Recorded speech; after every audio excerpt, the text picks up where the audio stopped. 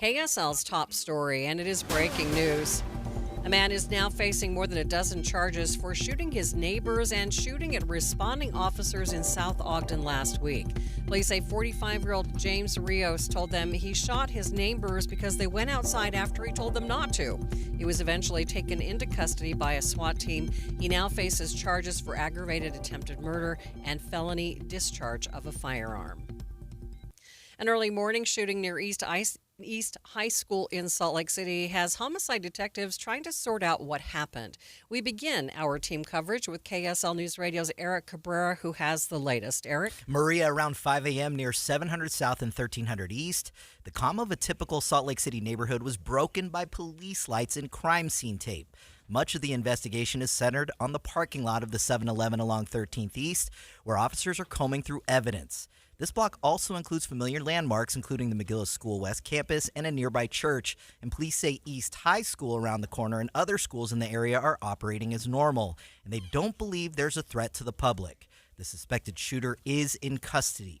Police believe this started as some sort of altercation before shots were fired, but they haven't said whether the people involved knew each other. Additional updates could come later today. Live, Eric Cabrera, KSL News Radio. Some neighbors are alarmed that this happened in their backyards and right across the street from East High School. KSL News Radio's Adam Small continues our team coverage. Nothing like this has ever happened here before. Sarah Smith has lived in her home right across from the high school for more than a decade, and she says her experience today was a first for her. At 5 a.m. I heard 3 gunshots. It sounded like it was right below my window, and shortly after that I looked out and saw cop lights at 7-Eleven, so I figured that they were taking care of it. And then at about 7, heard from my landlord, like, there's a crime scene, you can't leave your house. Police did eventually let Smith outside the yellow tape around her house so she could go to work. She tells me while she hasn't fully processed something like this happening so close to home, she still feels safe to come back. Her neighbor Thomas Siege tells KSL he feels the same way so long as this is the end of it. Life happens, but if life starts happening outside your door every night, that's kind of a problem. At the scene in Salt Lake City, Adam Small, KSL News Radio. We have more details on this posted at kslnewsradio.com. KSL's top national stories. Thousands of people have died in the protests in Iran, and people have told ABC News that they are afraid the regime will execute anti-government protesters. This as an internet blackout continues in Iran, and President Trump has said on social media that help is on the way. More from ABC's Karen Travers at the White House, who says a military option may be on the table. President Trump writes in a social media post that he has canceled all meetings with Iranian officials, quote, until the senseless killing of protesters stops. The president in that post says, quote, help is on its way, but he doesn't offer specifics, and he encourages protesters to continue what they're doing. The White House said Monday that the president's special envoy Steve Witkoff was talking directly to Iran's foreign minister after the president said Iran had reached out to negotiate. Karen Travers, ABC News, the White House. Other national stories KSL is following this hour. Former President Bill Clinton and his wife, former Secretary of State Hillary Clinton, refused to appear on Capitol Hill today for a scheduled deposition about their dealings with Jeffrey Epstein. They are strongly pushing back against the Republican chairman who has sought to compel their testimony. ABC's Stephen Portnoy has more. The House Oversight Chair says Bill and Hillary Clinton have no right to refuse to appear, and next week he'll start contempt proceedings in his committee.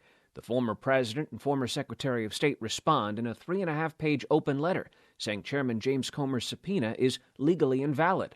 The Clintons point to then former President Donald Trump's refusal to be deposed by the House January 6th committee in 2022.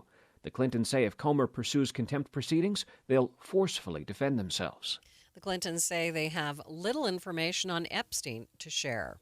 The Ivory Foundation wants 80 acres it owns to be rezoned for manufacturing and industrial development.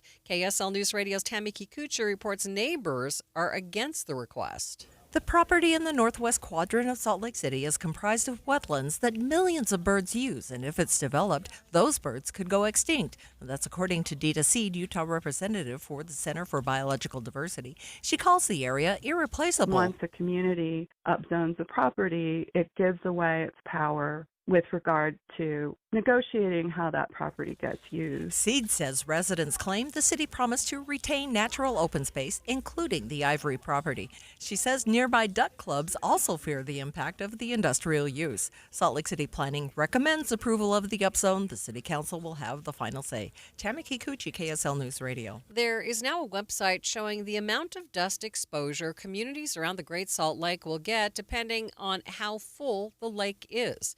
KSL News Radio's Brianna Willis has more. The GSL Dust Tool Map takes information collected from 2022 and uses that to forecast how dust will spread to communities around the Great Salt Lake as its levels fluctuate.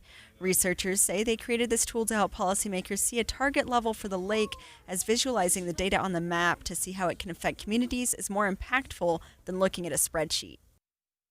Right now, they are in the process of updating the tool with data from 2018 to 2023, giving the model more information to work with and creating an even more accurate picture. First Look Traffic, good afternoon, Ricky.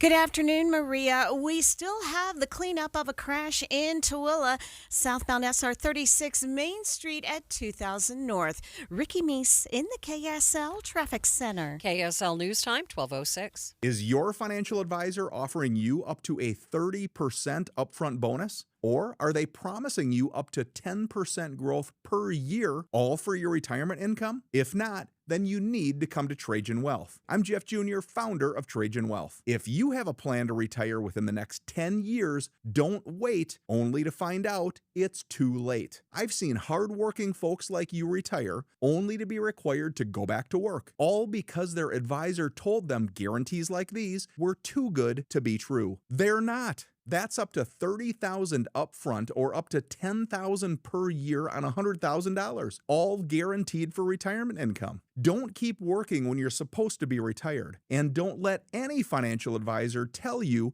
it's too good to be true. Call Trajan today, 801-207-9900. That's 801-207-9900. Annuities, not advisory products. DBA Trajan Wealth Insurance Solutions. Additional disclosures at trajanwealth.com.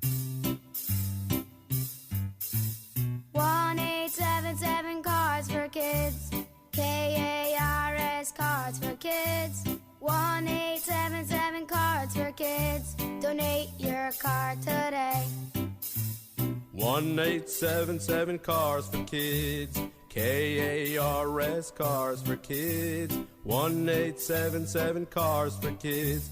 Donate your car today. Ready to get rid of that old car? Donate it to Cars for Kids. Call 1-877-CARS-FOR-KIDS to reach a friendly live agent. Donation's super easy, and your car can be picked up as soon as tomorrow. Call us now, 1-877-CARS-FOR-KIDS. That's Cars with a K to donate your car today. 1-877 Cars for Kids. Donate your car today.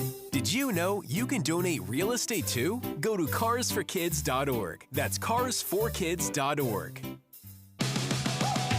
Thanks for joining us for Midday. Recapping our top story, a man is now facing more than a dozen charges after police say he shot his neighbors and fired at the responding officers in South Ogden last week. KSL News Time, 12:08. Planned Parenthood has money again after months of being defunded by the federal government. KSL News Radio's Britt Johnson has more. Title X was defunded last summer on the grounds that its recipients were potentially not in compliance with federal law and executive orders in relationship to DEI. President and CEO of the Planned Parenthood Association of Utah, Shireen Gorbani, says getting their money back is great news for them, but the experience has made them realize how vulnerable that funding is. What I would say this does is creates a moment of relief, but it also is just simply not a guarantee going forward. We understand that this administration can change its mind at any moment. While the program was defunded, Gorbani says thousands of Utahns have had to make very difficult decisions about their health care. Over the past 8 months, many may not have had access to birth control, cancer screenings, and STI testing and treatment. Britt Johnson, KSL News Radio. A 58-year-old Spanish Fork resident is facing multiple felony charges after police say he shot at an armored SWAT vehicle earlier this month. KSL News Radio's Cameron Elliott has more. On January 3rd, Spanish Fork police were responding to a domestic violence incident in which Alan Victor Searle was allegedly intoxicated and physically abusive towards his wife. The Utah County Metro SWAT team was called after a neighbor says they saw a double-barrel shotgun poking out from Searle's window. He allegedly then shot at an armored vehicle twice when it had arrived on scene, but ultimately surrendered after being struck by a piece of shrapnel after police returned fire. He's been charged with 5 counts of aggravated attempted murder, as well as a number of assault charges. Cameron Elliott, KSL News Radio. A man is recovering in the Davis County Jail from an accidental gunshot to the leg after a road rage incident. KSL News Radio's Don Brinkerhoff explains. Clearfield police say 2 people were involved in a road rage incident and both called into emergency dispatchers. Dispatchers say while they were talking to the 2 people, one of them accidentally fired a shot into his leg. That man was taken to the hospital for treatment and then taken to jail. Police say the other driver has been cooperating with the investigation. Traffic and weather together every 10 minutes on the 9s. It's brought to you by UCCU. Transfer savings, earn more. UCCU, love where you bank. What's happening, Ricky? It's kind of a nice drive on the Valley freeways. Light traffic, good speeds, dry road conditions. Freeway traffic in great shape. We still have the cleanup of this accident in Tooele County, southbound Main Street, SR 36 at 2000 North in Tooele. Everybody now is out of traffic on the right shoulder. And in Utah County, a crash being reported in Spanish Fork, northbound on Main Street at 750 North. That's been moved out of traffic to the shoulder. Common Spirit hospitals, clinics, and caregivers, all connected to advanced health care in Colorado, Kansas, and Utah. Healthcare with Human Kindness is here. Hello, Human Kindness. Ricky Meese in the KSL Traffic Center. Air quality concerns continue today. Look for a high of 40 degrees in the valley with gunky air, partly cloudy conditions. Into tomorrow, mostly sunny, hazy, 40. We go to 41 on Thursday. Continued air quality concerns. From the KSL Weather Center, I'm Matt Johnson. Mostly cloudy skies, 39 degrees in downtown Salt Lake City. Coming up on Midday with Maria Shilaos. The legislative session is fast approaching. We'll talk to the state's House Minority Leader about what she sees as the most important issues facing Utahns this year. That's coming up, streaming live at KSLNewsRadio.com and on the app for KSL News Radio. We are Utah's news, traffic, and weather station.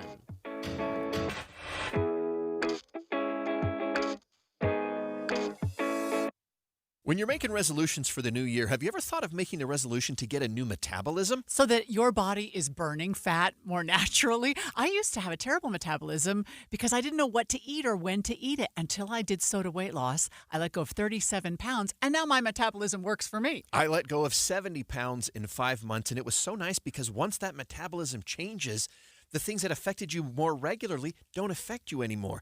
And those are the things that I learned from my nutritionist as I was going along and even afterward. It's so helpful. They taught me how to be successful for life. You can call and speak to a nutritionist at SOTA Weight Loss today at 866-800-SOTA, S-O-T-A. That's 866-800-SOTA. Or you can go to sodaweightloss.com and see the hundreds of before and after pictures. And right now is the best time to do it because if you join now, your partner joins for free, so you get 2 transformations for the price of 1. It's 866-800-SOTA. Because soda is, say it with me, Amanda, state of the art. It all started with a commitment to comfort. Gillette Heating and Air is proud to be Utah County's go-to team for expert HVAC and plumbing solutions. Need a repair, upgrade, or seasonal tune-up? Don't let cost hold you back. With 0% financing available, it's easy to get the work done now and pay later. Plus, save $100 on any repair over $500 and keep your system running strong with a professional tune-up before the heat hits. Visit GilletteHVAC.com or call 385-GET-COOL to book today. Homegrown service pros, financing made simple, comfort made easy. Carrier, turn to the experts. A Carrier factory authorized dealer. Hi, I'm Joe Cordell of Cordell & Cordell, America's largest family law firm. During this time of year, difficult relationships sometimes become impossible. If you or someone you care about is facing a family law issue, let us set up a 1-hour Cordell Consult. The Cordell Consult is a meeting with a local attorney who will give you clear guidance about your options, whether it's a separation, a postnuptial agreement, divorce, or custody. Take the first step. Visit CordellCordell.com. That's CordellCordell.com. KSL News Time, 12:15. The three things you need to know this hour. First, fight is brewing over 80 acres of wetlands in the northwest quadrant of Salt Lake City. The owners want to rezone for industrial use, but those who live nearby say the city is breaking promises if this is allowed. I'm KSL News Radio's Tammy Kikuchi. Second, one person is dead and a suspect is in custody after an early morning shooting near East High School in Salt Lake City this morning. Third, traffic and weather together, Ricky. Speeds look good north and southbound I-15 in Weber Davis, Salt Lake and Utah counties. In the Layton area of Davis County, we do have an accident reported not far from Gentile Street. This is eastbound Oak Hills Drive, just east of Fairfield Road. Ricky Meese in the KSL Traffic Center. More bad air quality today with highs in the 40s. I'm Matt Johnson. Mostly cloudy, 39 degrees at the KSL Common Spirit Health Studios. Time now for KSL's top national stories. From ABC News, I'm Michelle Franzen. President Trump is in Michigan, where he's speaking on affordability issues at an economic forum in Detroit. Earlier, he toured a Ford plant and touted his economic policies. And before leaving the White House, the president urged Fed Chair Jerome Powell to lower interest rates after the Consumer Price Index December report shows inflation remains stubborn. Prices up 2.7% from the same time last year. Powell says he's facing pressure to lower interest rates and now being investigated by the Justice Department over costs on a Fed building renovation. A bipartisan group of lawmakers questioning the latest probe. Republicans like Senator Tom Tillis of North Carolina have been vocal against the investigation, saying it undermines the independence of the Fed board. ABC's Jay O'Brien has more. Even John Thune, the top Republican in the Senate today, made comments that seemed to look at this with a quizzical eye. He said that, quote, the Fed is not something to be trifled with. And just yesterday, Thune said that these allegations, given how serious they are, quote unquote, better be real. House Oversight Chair James Comer says he's disappointed former President Bill Clinton decided not to appear for a closed-door deposition related to the committee's investigation into convicted sex offender Jeffrey Epstein. Comer says the panel will hold a markup session next week for contempt of Congress. No one's accusing Bill Clinton of any wrongdoing. We just have questions, and that's why the Democrats voted along with Republicans to subpoena Bill Clinton. Former State Secretary Hillary Clinton, due to appear tomorrow, has also signaled she will not show. The Clintons responded in an open letter saying Chair Comer's subpoena is legally invalid and they don't have knowledge of the Epstein criminal investigation. In South Carolina, health officials say they have recorded 124 new measles cases in the state's outbreak since last Friday. That brings the total of cases to 434 in the state. You're listening to ABC News. Time now for the KSL In-Depth. The Utah lawmakers are laying out their priorities ahead of the state's legislative session that starts next week. Joining me now live is House Minority Leader Angela Romero. Thank you so much for being with me, Representative. Thanks for having me. So talk to us about your priorities, and what are your priorities for this year? I think our priorities are similar to the majority. I just did a panel today with the Senate President and members from leadership, and economy and affordability are huge for our caucus, I know, as well as the majority. Environmental protections, education, good governance, and then also community safety. These are huge. When we look at housing, Utah is now the 9th most expensive state for home ownership. And so we really need to reevaluate why that's happening. And we also need to think about how we're going to protect the Great Salt Lake. Our snowpack is at a record low. So those are like some of our top issues. And of course, public education. How do we make sure we protect public education? How do we make sure that teachers feel supported and ensure that our kids are reading at grade level by 3rd grade? Are there specific bills that you're excited about this session? You know, the session needs to start, and I've been so focused on special sessions that I'm looking forward to see what's coming our way. Some of our members have some bills regarding the Great Salt Lake, but what I'm most concerned about, and I think all Utahns should be concerned about, is not necessarily the bills that we're proposing, but how are we going to deal with our budget? Our budget's going to be a huge issue this year because of all the federal cuts and how that's going to trickle down to Utahns, and how are we going to ensure people have access to health care. People are, with the rising cost of housing costs, childcare shortage, what are we going to do when we're asking our departments to do a 5% budget cut, and we're also asking when those go before our appropriation committees to see how we're going to do those cuts. And so my concern is how are we going to balance what we currently are providing in services, and how are we going to manage that with all these cuts that we're seeing at a federal level? What are you thinking as far as the judiciary or other areas that maybe may see some fallout over the battle from redistricting? What should we expect to see? Well, what I'm hearing is, I know they're looking at how we do ballot initiatives, how we do referendums. I'm also hearing, and we've read in the paper about adding 2 members to the Supreme Court, Utah Supreme Court, and those raise huge red flags for me. I also know there's going to be some bills on elections in regards to ensure that people are citizens when they're voting, and we've already put so many safeguards. We don't have people that are not U.S. citizens voting. I think there's been a few situations, but not even something that would cause alarm. And so my hope is that we as a body are focusing on what's really needed. And right now, housing, it's a housing crisis, but also how do we work to provide services for our unsheltered folks? How do we make sure we're investing money in the right services?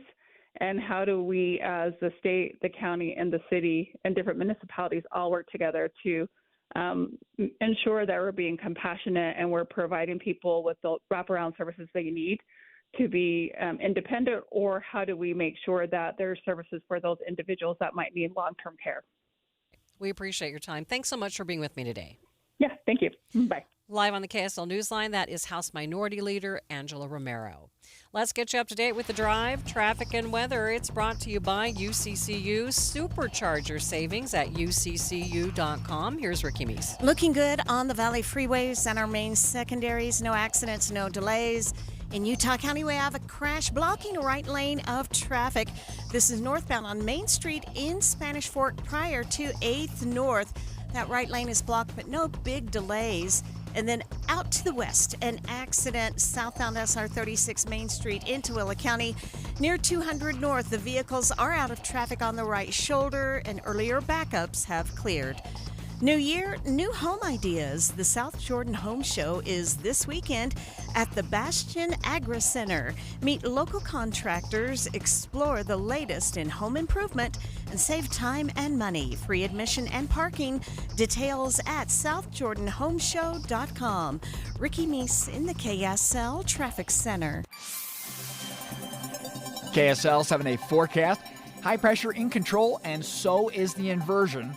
40 degrees today, partly cloudy skies, and yes, more gunky air. 40 degrees tomorrow, hazy and mostly sunny. Keeping that haze in there on Thursday, 41. 42 on Friday, continued bad air quality.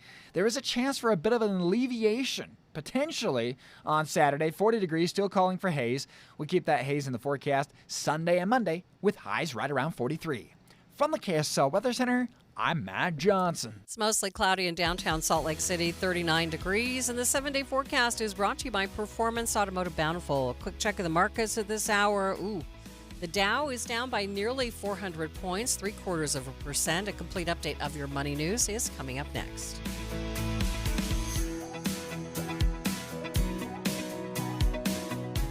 Many people worry they're not making the right investment choices inside their 401ks.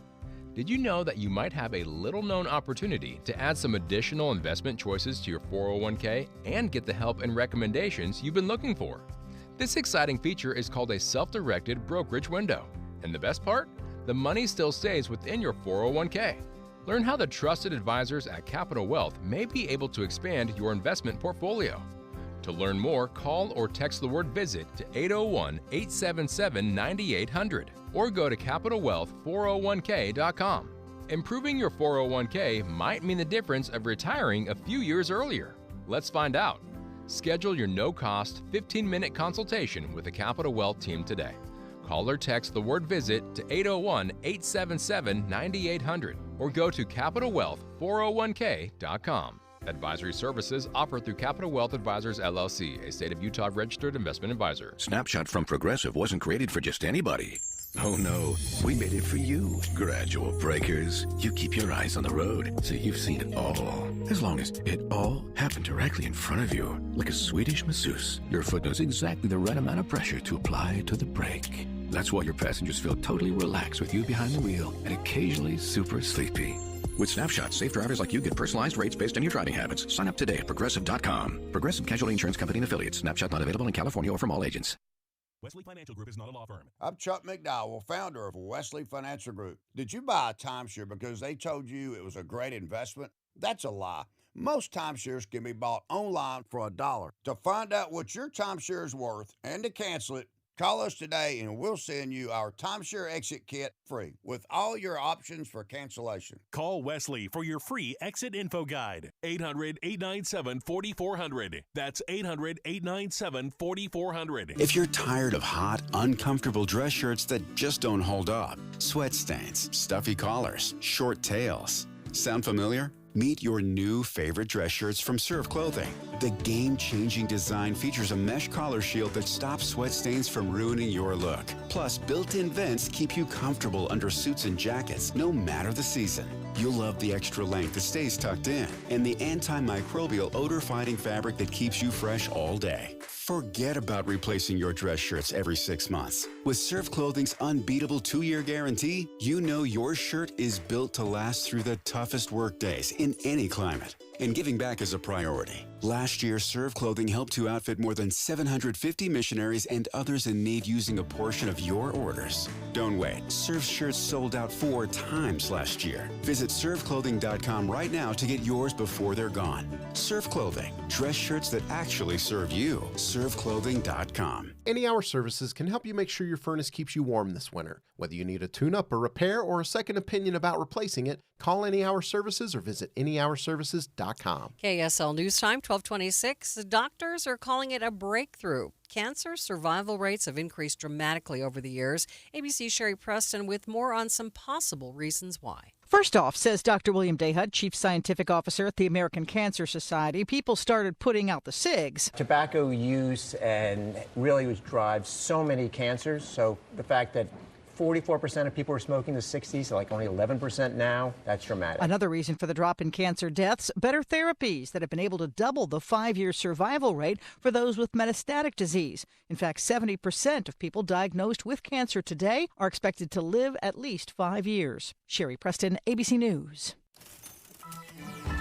Watching Utah's money, Microsoft is promising consumers near their newly planned data centers that they will not pay more for power in their communities. The company also says that they are committed to replenish more water than the company uses in their centers. CNBC reports that Microsoft claims to have already worked with utilities in advance so they can afford to invest in the infrastructure that can support their new centers. Sports merch giant Fanatics announced a partnership with OBB Media to create Fanatics Studios, their venture into the media and entertainment world. CNBC reports that the studio will create, produce, and distribute content intersecting sports and culture. Delta Airlines is looking optimistic going into the new year thanks to robust travel demand. They are forecasting that earnings could jump more than 20%, claiming that they are on top of the K-shaped economy and are aiming to capitalize on their premium seating sections to boost revenue.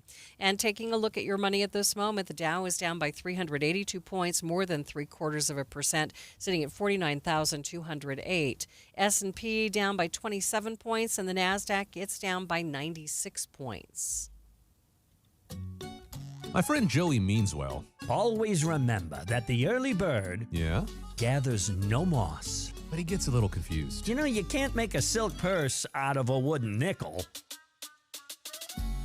Like Joey, many of us can be confused when it comes time to plan for retirement.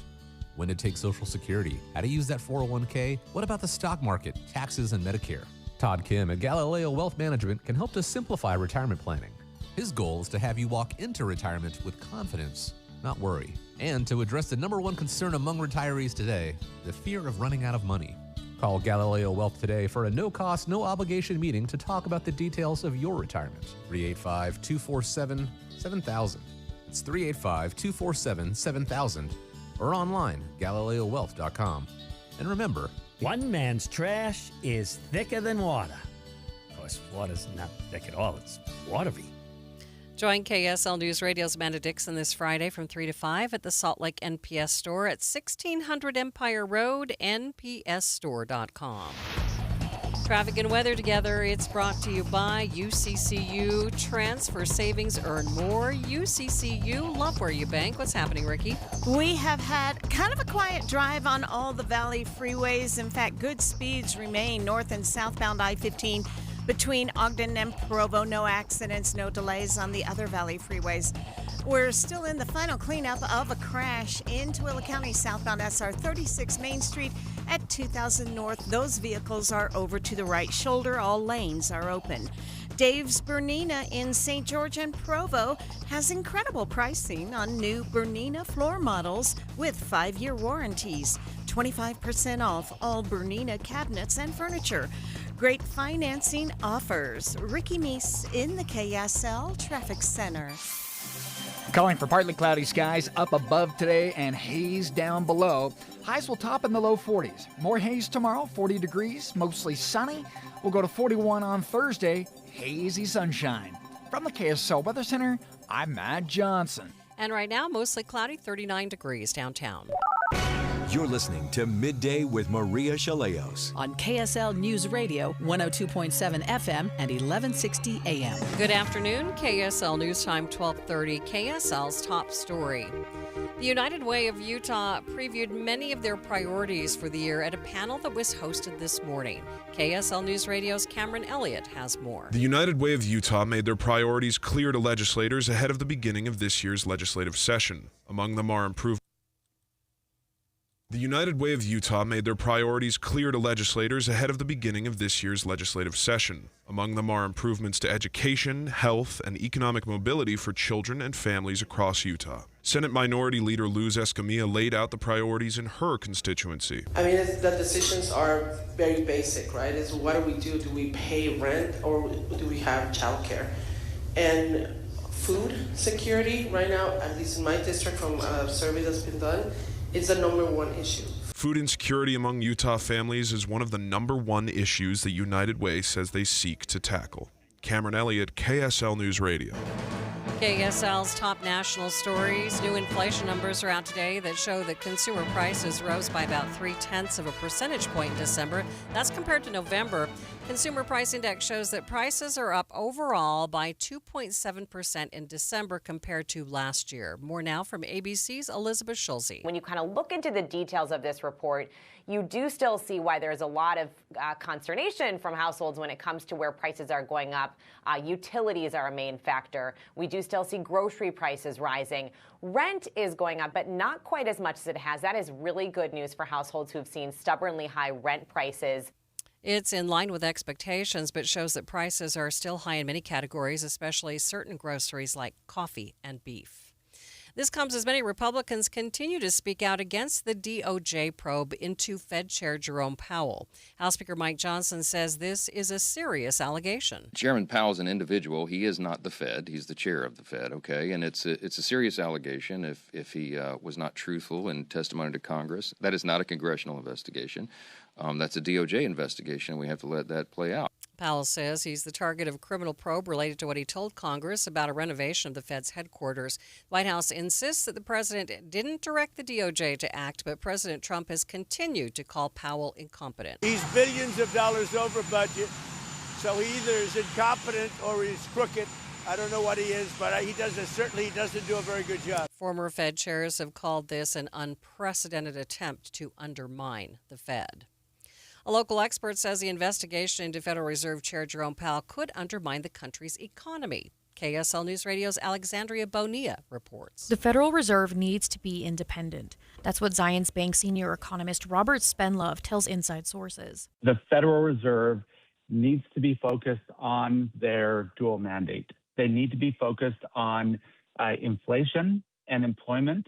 They should not be political. Spenlove says this threat of persecution is political, and it undermines its independence, which ultimately undermines the country's free market principles. Alexandria Bonilla, KSL News Radio. The Davis School District is now facing a $10 million lawsuit. A group of former and current students accused them of mishandling sexual grooming and harassment reports. The 6 unnamed girls in the lawsuit are accusing their former soccer coach, Salif Fongsavath, of encouraging them to make videos for him. That included recreating Miley Cyrus's Wrecking Ball video while wearing skin-colored swimsuits, and on one occasion, the lawsuit claims Fongsavath encouraged some students to wear bikinis on school grounds during school hours. The suit also says when the girls took their concerns to the district, they were verbally and physically bullied by other kids afterwards. Their attorneys accused the district of not keeping their identities confidential. A spokesperson for the Davis School District told KSL in a statement they take allegations of misconduct seriously, but they would not comment on the pending litigation.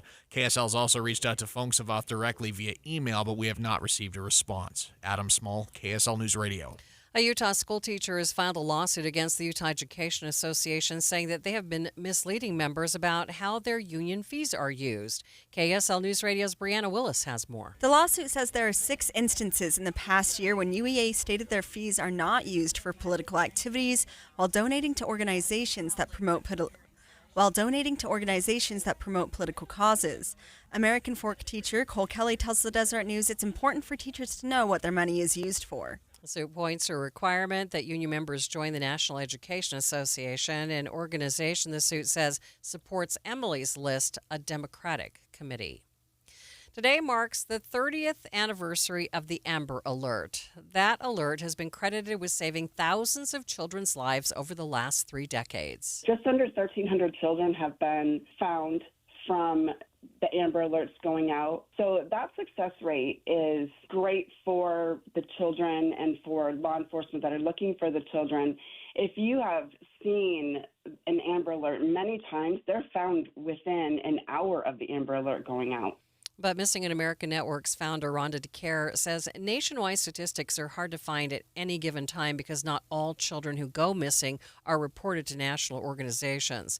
The Amber Alert was named for Amber Hagerman, a 9-year-old Texas girl who was abducted while riding her bike. Now her story has saved thousands of kids. We'll have more from my interview with Missing in America Network's Rhonda DeCare coming up at 1:45 here on Midday. First look traffic. What's happening, Ricky? Valley Freeway traffic, that's been great for quite a good while for the noontime drive. The final cleanup continues in Tooele of the accident at Main Street going southbound at 2000 North, but it is out of traffic, so it's really not causing a problem. Ricky Meese in the KSL Traffic Center. KSL News Time, 12:36. Xfinity is the network you can rely on, like a close friend who will give it to you straight. The friend who will tell you that new haircut, it's not great. Friends make sure friends get good haircuts. And Xfinity makes sure you get a good deal on Wi-Fi. Xfinity gives you reliable fiber-powered Wi-Fi at our best price. Now through February 1st, get gig speed Wi-Fi for just $50 a month for 5 whole years. No strings, no commitments. Just super fast, reliable gig speed Wi-Fi with our best equipment and unlimited data included. Save yourself from questionable decisions and save over Verizon and AT&T. Xfinity, imagine that. Restrictions apply. Requires paperless billing and auto pay with stored bank account. Taxes and fees extra. Xfinity Internet powered by fiber and connected to premises by coaxial cable. Actual speeds vary. We just want to have enough money for retirement. And travel to visit our grandchildren. I understand. That's why at Fisher Investments, we start by getting to know each other, so I can learn about your family, lifestyle, goals, and needs, allowing us to tailor your portfolio. What about commission-based products? We don't sell those. We're a fiduciary, obligated to act in your best interest. So how do your management fees work? We have a simple management fee based on the value of your portfolio, so we do better when you do better. We appreciate that kind of transparency.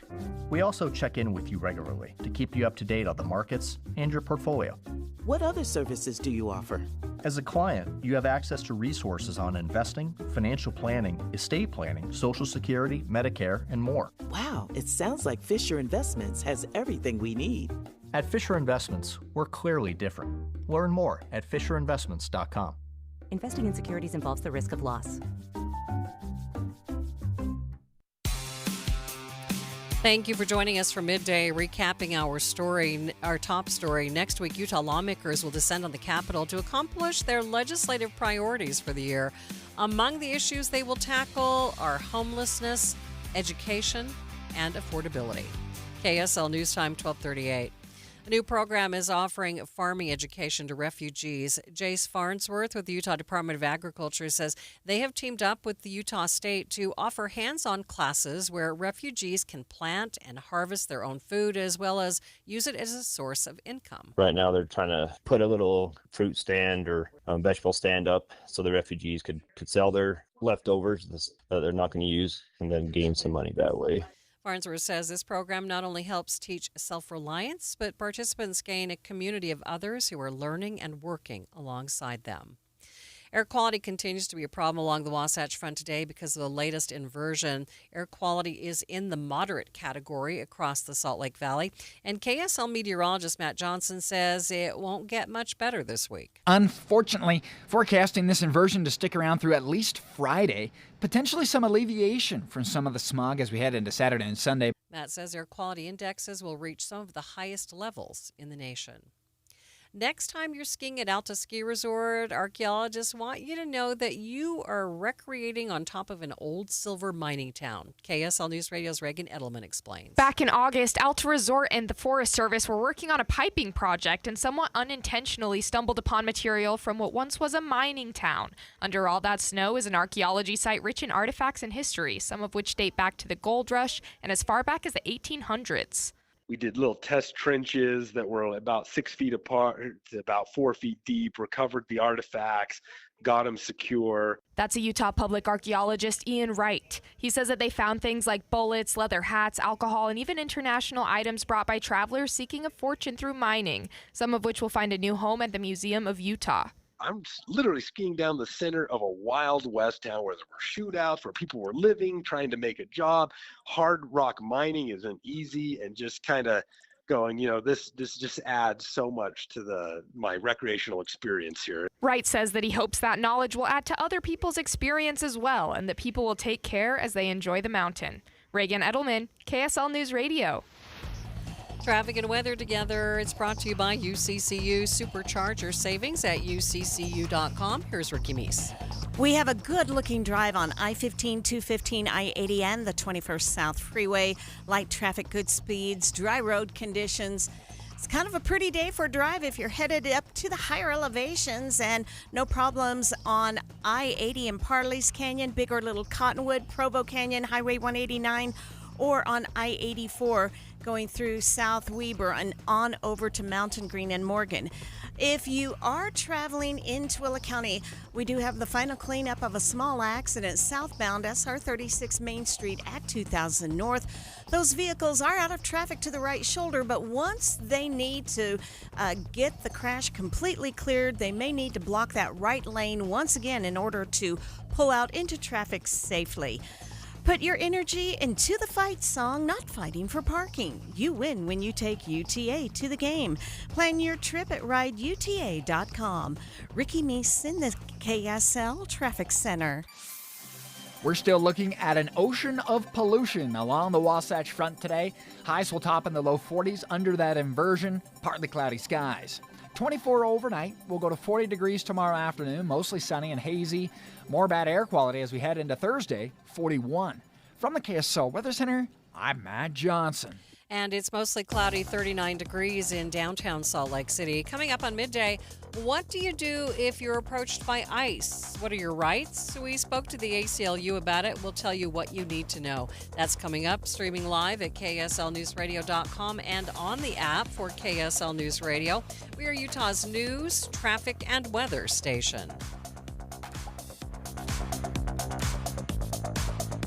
When you're making resolutions for the new year, have you ever thought of making a resolution to get a new metabolism? So that your body is burning fat more naturally? I used to have a terrible metabolism because I didn't know what to eat or when to eat it until I did Soda weight loss. I let go of 37 pounds, and now my metabolism works for me. I let go of 70 pounds in 5 months, and it was so nice because once that metabolism changes, The things that affected you more regularly don't affect you anymore. And those are the things that I learned from my nutritionist as I was going along and even afterward. It's so helpful. They taught me how to be successful for life. You can call and speak to a nutritionist at Soda Weight Loss today at 866-800-SODA, S-O-T-A. That's 866-800-SODA. Or you can go to sodaweightloss.com and see the hundreds of before and after pictures. And right now is the best time to do it, because if you join now, your partner joins for free, so you get 2 transformations for the price of 1. It's 866-800-SODA. Because soda is, say it with me, Amanda, state of the art. You gave years, maybe decades to your job. You showed up, worked hard, and planned for retirement. But now, the company's changed. Or maybe you've taken a buyout or been forced into early retirement. So, what happens next? I'm Jeff Jr., founder of Trajan Wealth. And if you've built up a 401k or thrift savings plan, now is the time to ask, is that money really working for you? Many workplace retirement plans offer limited options and even less guidance. At Trajan Wealth, we help people just like you roll over their accounts into IRAs with more flexibility and personalized investment strategies built around your goals. For households with $500,000 or more, let us build you a personalized plan. We operate on veteran values, service, trust, and doing what's right. Your next chapter starts now. Call Trajan today, 801-207-9900. That's 801-207-9900. Advisory services offered through Trajan Wealth, LLC, an SEC-registered investment advisor. See website for details.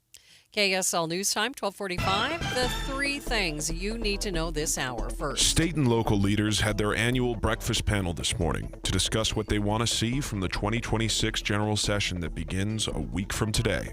I'm KSL News Radio's Cameron Elliott. Second, police are still trying to determine what happened leading up to a deadly shooting in Salt Lake City near East High. They believe that they have the shooter in custody. Third, traffic and weather together, Ricky. We still have crews, a tow truck on the scene of this crash in Tooele County, southbound SR 36 Main Street at 2000 North in Tooele. All lanes on the roadway are open. The vehicles are over to the right shoulder. Freeway traffic looking good with no problems. Ricky Meese in the KSL Traffic Center. High pressure controls the weather, and so does the inversion. I'm Matt Johnson. Mostly cloudy, 39 degrees at the KSL Common Spirit Health Studios. Time now for KSL's top national stories.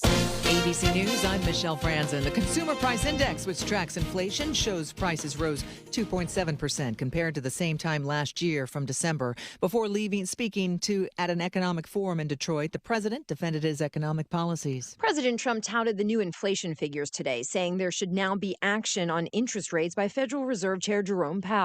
The president was asked by ABC News if he approves of the Justice Department investigating Powell over renovations to the Federal Reserve Building, amid a growing number of Republicans voicing their concerns about the probe. He's billions of dollars over budget, so he either is incompetent or he's crooked.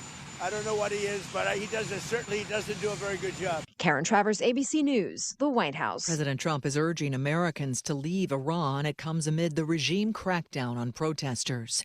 The Great Lakes and Northeast bracing for a wintry mix starting tomorrow, with cold temperatures making a return. This is ABC News. Time now for the KSL In-Depth. Protests against immigration enforcement agents continue across the country today. These protests have escalated after the death of Renee Good in Minneapolis, who was trying to record ICE agents from her car and was driving away when she was shot by federal agents. Aaron Welcher, Director of Communications for the ACLU of Utah, says it's important to know your rights and know the risks of getting involved. You have a right under the First Amendment and actually Utah law to record interactions with law enforcement, again, from local law enforcement all the way up to federal agents like ICE and public spaces, and where they're performing their normal day duties. So there are some exceptions to that where, like, say you are inside a government building where there could be like national security information and that type of stuff. If you recording there could you could face some consequences because of that limitation. But overall, anywhere that's a public space, you can record. Now, if an officer asks you to step back, do so. You can continue recording. Which we've heard, a number of reports of like ICE agents who are knocking phones out of hands and things like that. That is inappropriate behavior that they should not be doing. And again, I just kind of want to stress that this isn't just for U.S. citizens. These rights and the Utah law apply to people who are not U.S. citizens too. Again, because that's how our Constitution and laws work. They are for everyone in the U.S., no matter their immigration status. And so, again, that's where the risk assessment comes in of like, is this something I should be doing? Does it open me up to possibly interacting with ICE that could lead to, me not coming home to my family at night? Are all things that we think people should be thinking about when they're recording. He says the ACLU is getting ready to launch information on their website that outlines your rights as a bystander. They also have information on how to interact with ICE officials. Traffic and weather together. It's brought to you by UCCU. Transfer savings, earn more. UCCU, love where you bank. Here's Ricky Meese. Normal KSL travel times up and down the I-15 corridor. That's between Willard Bay and Utah Lake. If you're traveling any of the other freeways in Salt Lake County, you're good to go, as well as I-84 up north. And Canyons, seeing a good drive, dry road conditions, and the sun is out. It's a pretty day to be going up to the slopes in Big or Little Cottonwood, Highway 189, Provo Canyon, I-80 in Parley's Canyon, Weber Canyon, and Ogden Canyon. Our main secondaries also seeing a quiet drive with light traffic and no problems. Your ultimate destination for the hottest new cars and trucks, off-road vehicles, exotics, and more is at the Utah Auto Expo, the 16th through the 19th at Mountain America Expo Center. Tickets at autoshowutah.com. Ricky Meese in the KSL Traffic Center.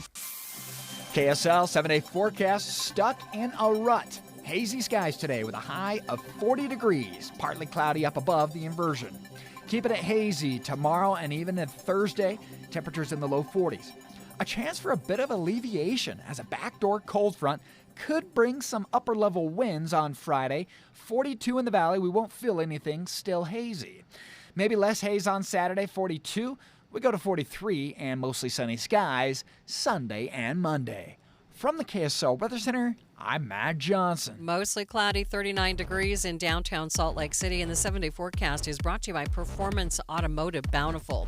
We're going to check the markets coming up next. The Dow right now down by more than 400 points.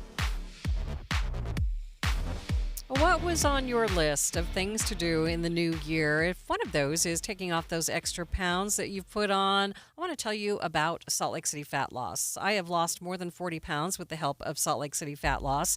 My husband lost more weight than me on this program, and it's a great all-natural program. It helps you drop the weight fast, and that means it's easy to stick with. Their app is fantastic.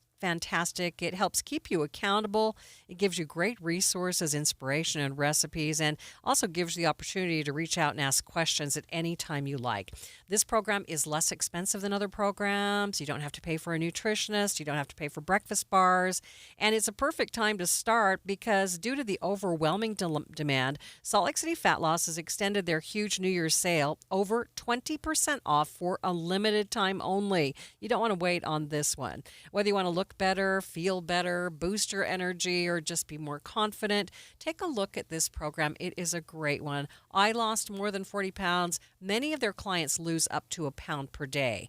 And this huge New Year's sale is going to end soon, so lock in your savings now at slcfatloss.com. That's slcfatloss.com, slcfatloss.com. What most people don't realize is this. If you got government Obamacare health insurance again, especially here in Utah, you're not just overpaying a premium, you're carrying most of the risk yourself. At my policy quote, yes, I can help reduce premiums. In fact, many families are seeing around 47% savings, even more on gold level plans. But the real issue shows up when life happens. A doctor visit, a lab work, an ER trip. The moment you hand over that blue card or any big box insurance, that's when prices jump. And with families suffering with deductibles now reaching $20,000, you're paying all of the out-of-pocket long before the insurance starts to help. My name's Mike at My Policy Quote, and I work with private insurance based on your health, not your income, so you're not forced into a one-size-fits-all coverage. That means lower overall costs, access to national PPO networks, and plans designed around how families actually use care. If you pay your own health insurance, self-employed or small businesses, call me, Mike, today. 385-367-6779. Again, that's 385-367-6779. Or visit mypolicyquote.com. That's mypolicyquote.com to get started now. Tax-free retirement. It sounds like a wonderful dream, doesn't it? Well, it doesn't have to stay a dream. Tune in to the Tax-Free Retirement Show Saturday afternoons at 5 right here on KSL for real-life case studies in generating multiple streams of tax-free retirement income through something called the Retirement Income Maximization Strategy, or RIMS report. The Tax-Free Retirement Show is powered by Axios Capital Strategies, Saturday afternoons at 5.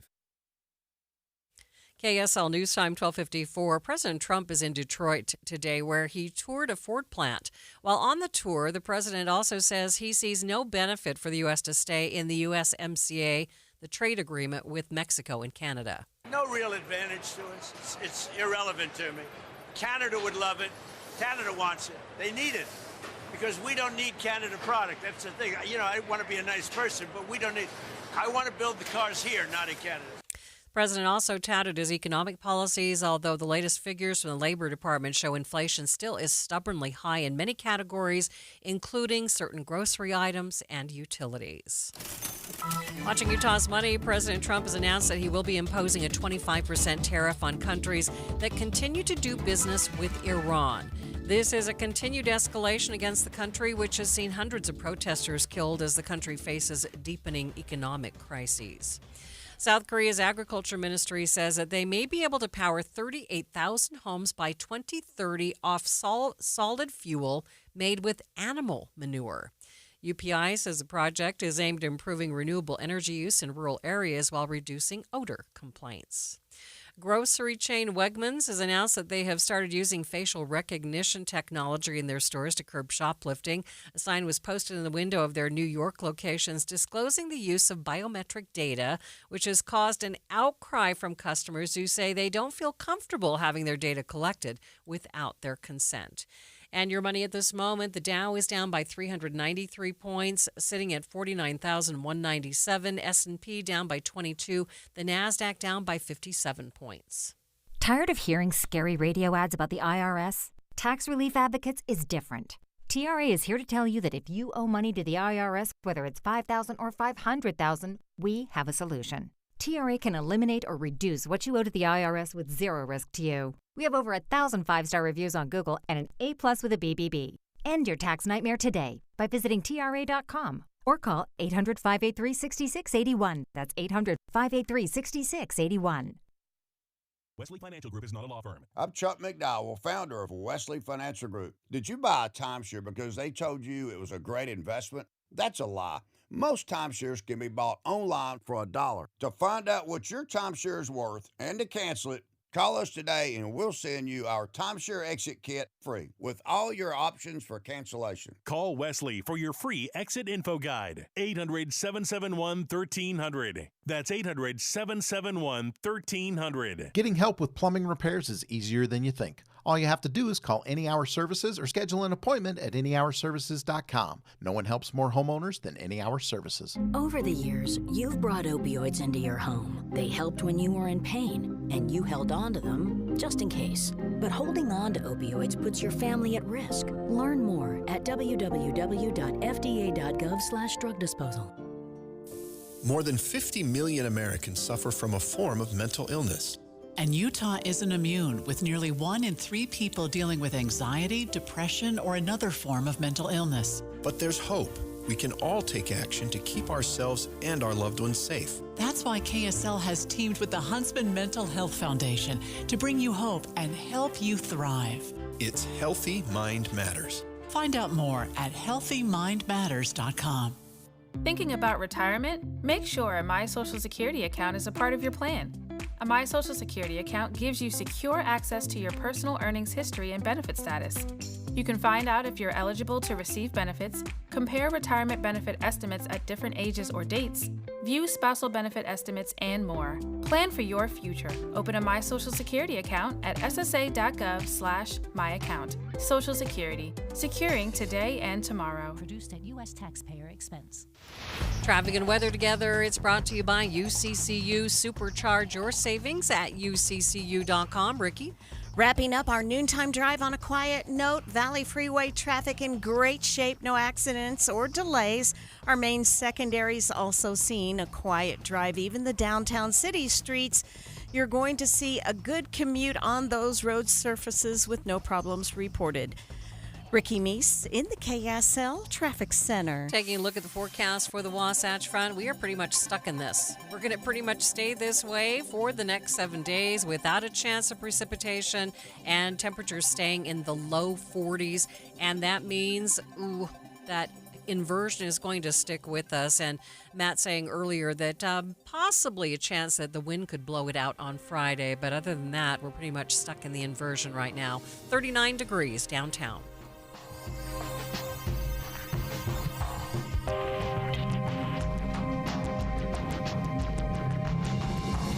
KSL FM Midvale. KSL Salt Lake City. From the KSL Common Spirit Health Studios, this is KSL News Radio. Utah's news, traffic, and weather station. The pop of gunshots causing a rude awakening for people living in an east side neighborhood of Salt Lake City.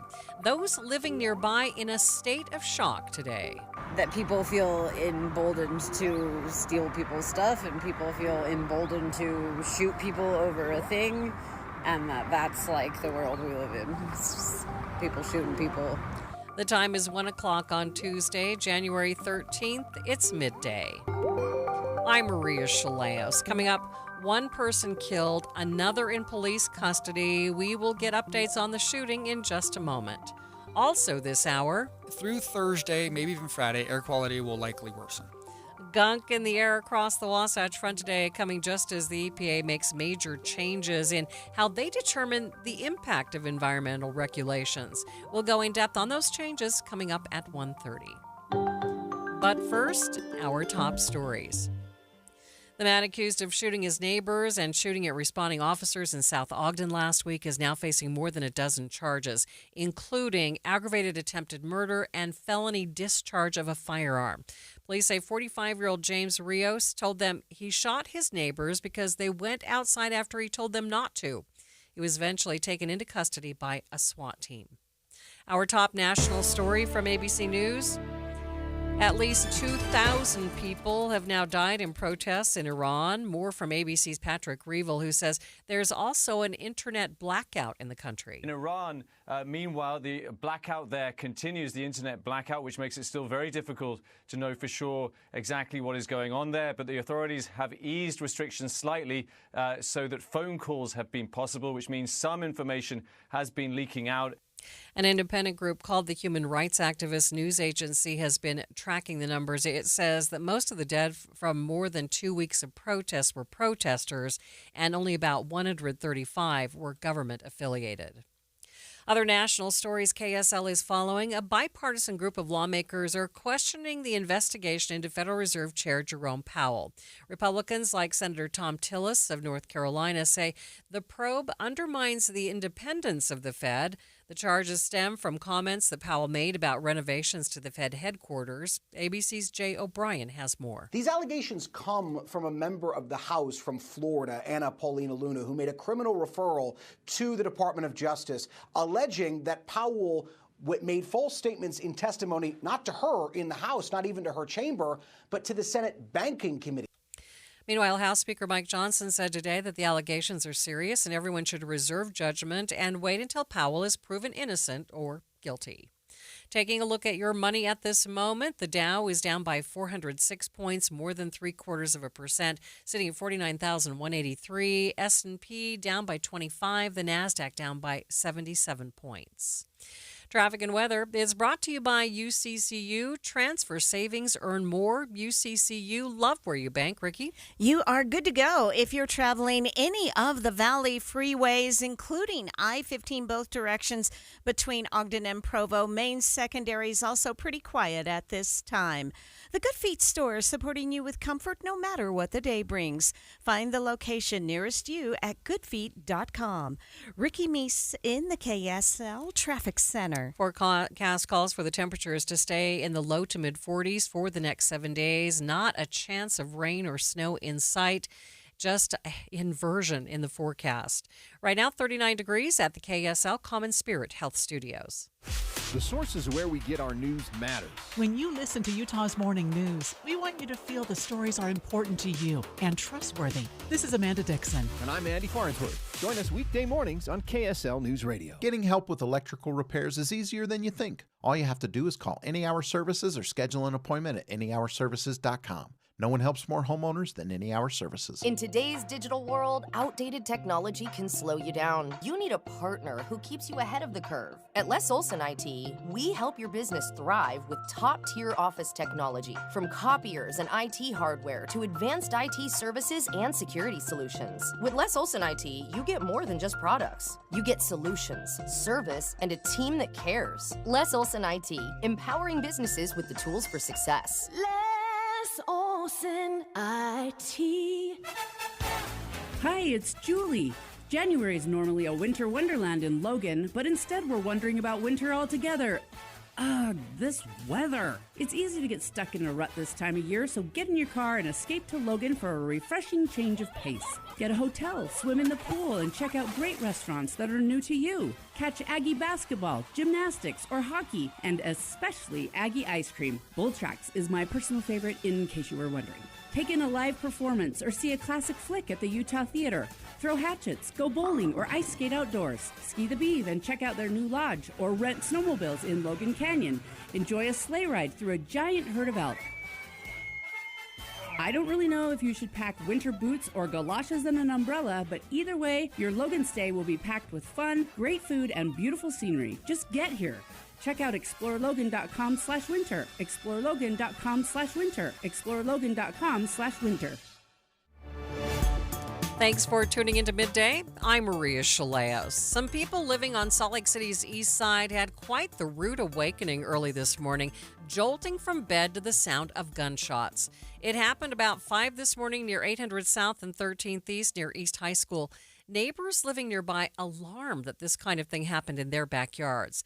Sarah Smith has lived in her home right across the street from East High School for more than a decade, but she tells KSL News Radio's Adam Small that today was a first for her. I heard 3 gunshots. It sounded like it was right below my window, and shortly after that I looked out and saw cop lights at 7-Eleven, so figured that they were taking care of it. And then at about 7, heard from my landlord, like, there's a crime scene, you can't leave your house. And now it's 10 and I'm just trying to go to work, so the cop walked me out the corner, and I don't know anything else. She says the whole thing has left her feeling shaken. She says it's not something you expect to happen outside your window first thing in the morning, but she says life must go on. I'm feeling okay. Yeah. I mean, I'm not really feeling good about anything in the world, so you still got to go to work and try to do what's right and be, a good person to your neighbors. Salt Lake City police say 1 person died in the shooting. They have someone in custody who they believe is responsible. Earlier this morning, they said there was no further threat to the public or to schools nearby, like East High School, so they started the day like normal. Police believe that this started as some sort of altercation before the shots were fired, but they haven't said whether the people involved knew each other. Additional updates could come later today, so we'll continue to track any development and bring them to you right here on air and online, KSLNewsRadio.com. A Michigan family who survived a deadly shooting and fire while attending church service is now sharing their story. Bridge and Lindsay Frampton were at a meeting house for the Church of Jesus Christ of Latter-day Saints in Grand Blanc, Michigan last fall when police say a man rammed his vehicle into the building, set a fire, and started shooting. The Framptons telling KSL5 TV's Dan Rascone that they believe that they had divine help navigating the chaos on Panic. On a cold December day in the small town of Grand Blanc, Michigan, about 60 miles outside of Detroit, I'll get the baby's shoes on. the Frampton family bundles up the kids for a quick road trip. All right, get buckled in. But this trip isn't for fun. I still get kind of sick nervous. They are headed to the place I just have so many emotions connected with that day. where the unthinkable happened. I need manpower up here ASAP. I have people trapped in the building. This building, up in flames, is where the Framptons went to church. And they were inside of it on that Sunday in September when terror struck. The Church of Jesus Christ of Latter-day Saints is now tearing down the building. But the Framptons and their 5 children still occasionally come here. There's 8-month-old Stetson, 5-year-old Maverick, 7-year-old Wesley, 10-year-old Liliana, and 13-year-old Brighton. This is sacred ground. It will always be sacred ground. This isn't a place to fear. Here they remember the miracles of that day that saved them. We weren't alone. There's a lot of miracles that played out. And I think our kids were inspired and protected.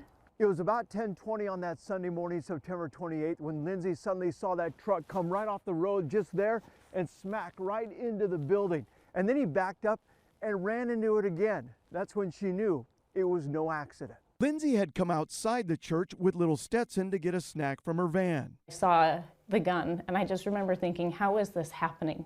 I was screaming it was on purpose, get out of the chapel. The impact of the truck shook everyone inside. It's an explosion. That's how I felt. Bridger, who is an ER doctor and flight surgeon for the National Guard, left the remaining 4 children inside the chapel to run out, thinking it was a medical emergency. I had never put a car hitting the building and a gunman together. Chaos and terror struck as members ran for their lives, bullets flying everywhere. We're just screaming, run, run, and they're going down the hall. The Framptons' 4 other kids who were alone in the chapel could not be found.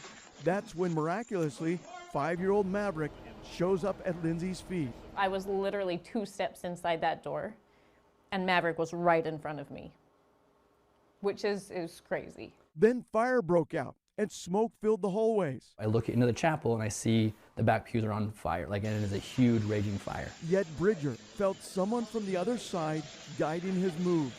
There was no doubt in my mind. I could feel my grandpa with me. I could feel people with us. But Wesley, Liliana, and Brighton were still missing. Probably the worst feeling I've ever felt in my whole life. Helpless. My kids better not be one of them. For 30 minutes, Bridger ran in and out of the burning building, searching for his missing kids, in the process helping several of the injured, including his friend Benjamin Phelps, who had been one of the first ones shot. I'm seeing Benjamin on the ground, and I see that he's bleeding from the stomach. I open up his shirt, and I see the gunshot. Bridger, again feeling guided on what to do. I don't like to make quick decisions, but in that setting, I knew exactly what I needed to do without hesitation. One of those decisions? Don't take the bishop's keys to re-enter the burning building where his kids could be hiding. I see those keys, and that's exactly what I want. That is exactly what I want, and I go to reach for them, and I can't. I have this, I'm overcome with this feeling. It's like, Bridger, no. Instead, Bridger feels impressed to call another church member who finds his kids hiding in the nearby woods. And you can hear him asking people in the background, and you hear somebody in the background say, yeah, right here. And I know that while they were hiding in the woods, there were probably angels around them. Finally, the entire Frampton family is located. Relief. Like unbelievable relief. They were so brave the whole time. They were so brave. What Bridger didn't realize is that he was suffering from serious smoke inhalation. He would spend 6 days in the hospital in order to heal. Because he went immediately to the hospital, the family didn't get their entire in-person reunion until he got out. Everybody was just like protected, and nobody can really explain how or why. Hi, Wes! The Framptons were sure the death toll from this attack would be much higher than 4. That's why they believe their survival is just one of the many miraculous stories from that terrifying day in Grand Blanc. There's a lot of emotions. Thankfulness that so many people made it out okay. Such a life-changing event, some place where you go to really escape the problems of this world and just to be faced with them so starkly. And our thanks to KSL TV's Dan Rascone for this powerful story. Stay with us. We'll be back with more in just 60 seconds. Are you 50 or older? This news is for you. The CDC recommends you get vaccinated against pneumococcal pneumonia. Even if you're healthy, your age puts you at risk. People 50 or older are over 6 times more likely to be hospitalized with pneumococcal pneumonia compared to adults 18 to 49. Just one shot can help protect you. Learn more and schedule at vaxassist.com. That's VAXassist.com. Sponsored by Pfizer. This is the story of the one. As the purchasing manager at a manufacturing plant, she knows the only thing more important than having the right safety gear is having it there when you need it. That's why she partners with Grainger for auto reordering, so her team members can count on her to have cut-resistant gloves on hand, and each shift can run safely and efficiently. Call 1-800-GRAINGER, click Grainger.com, or just stop by. Grainger, for the ones who get it done. The U.S. Supreme Court hearing 2 cases today dealing with transgender athletes at both the college and high school level. SCOTUS blog managing editor Kelsey Dallas, formerly of the Deseret News, has been tracking both of these cases closely.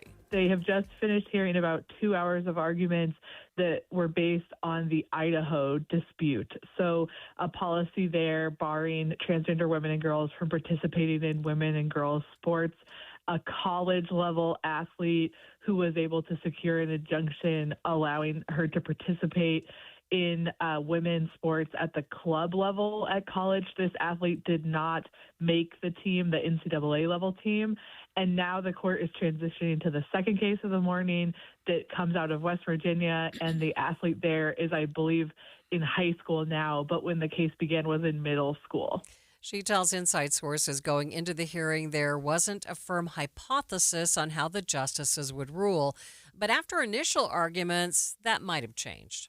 Going into the arguments, it wasn't as if everyone was completely confident it would be 6-3 conservative liberal, because Justice Neil Gorsuch and to a lesser extent Chief Justice John Roberts are sort of like wild cards in these cases related to transgender status. You might recall that Justice Gorsuch wrote an opinion from the court about employment discrimination and protected transgender workers, saying that discrimination in the workplace based on transgender status is covered by protections against sex discrimination. And so there was this question, are we going to see Gorsuch repeatedly go with the more liberal justices on these transgender discrimination cases? I would say based on the conversation about Idaho, it feels more likely that we will end up with a 6-3 conservative liberal decision. It just felt like Gorsuch and Roberts were worried about sort of making too much of that issue of sex discrimination here, and felt like the Idaho stated goal of keeping sports fair made sense, and this policy was like narrowly tailored to that goal. And so it feels as if 6-3 is the most likely outcome. Dallas says there are some specific differences between the cases from Idaho and West Virginia, and that complicates the issue of transgender athletes in school sports. The only thing that's a little bit of a wrench in the situation is that the athlete in the Idaho case has asked to have the case mooted.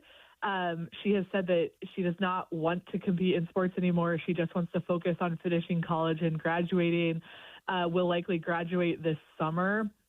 And so part of the discussion this morning was, should the court actually just do away with the Idaho case and focus on the West Virginia one? It's complicated because they raise just the slightest different question, and the rulings at the appellate level were different. And so there's an appetite by lawmakers in Idaho for the court to actually resolve what's going on there and not just focus on West Virginia. With more on the case in West Virginia, which involves a transgender track team member, here's ABC's Devin Dwyer. Becky, who is openly identified as a girl since 3rd grade, is among the estimated 122,000 transgender American teens who participate in high school sports. That's just over 1% of the more than 8 million teenage student athletes nationwide. West Virginia Attorney General John McCuskey says he harbors no animus toward Becky, but that banning trans athletes from girls' sports is essential for safety and fairness.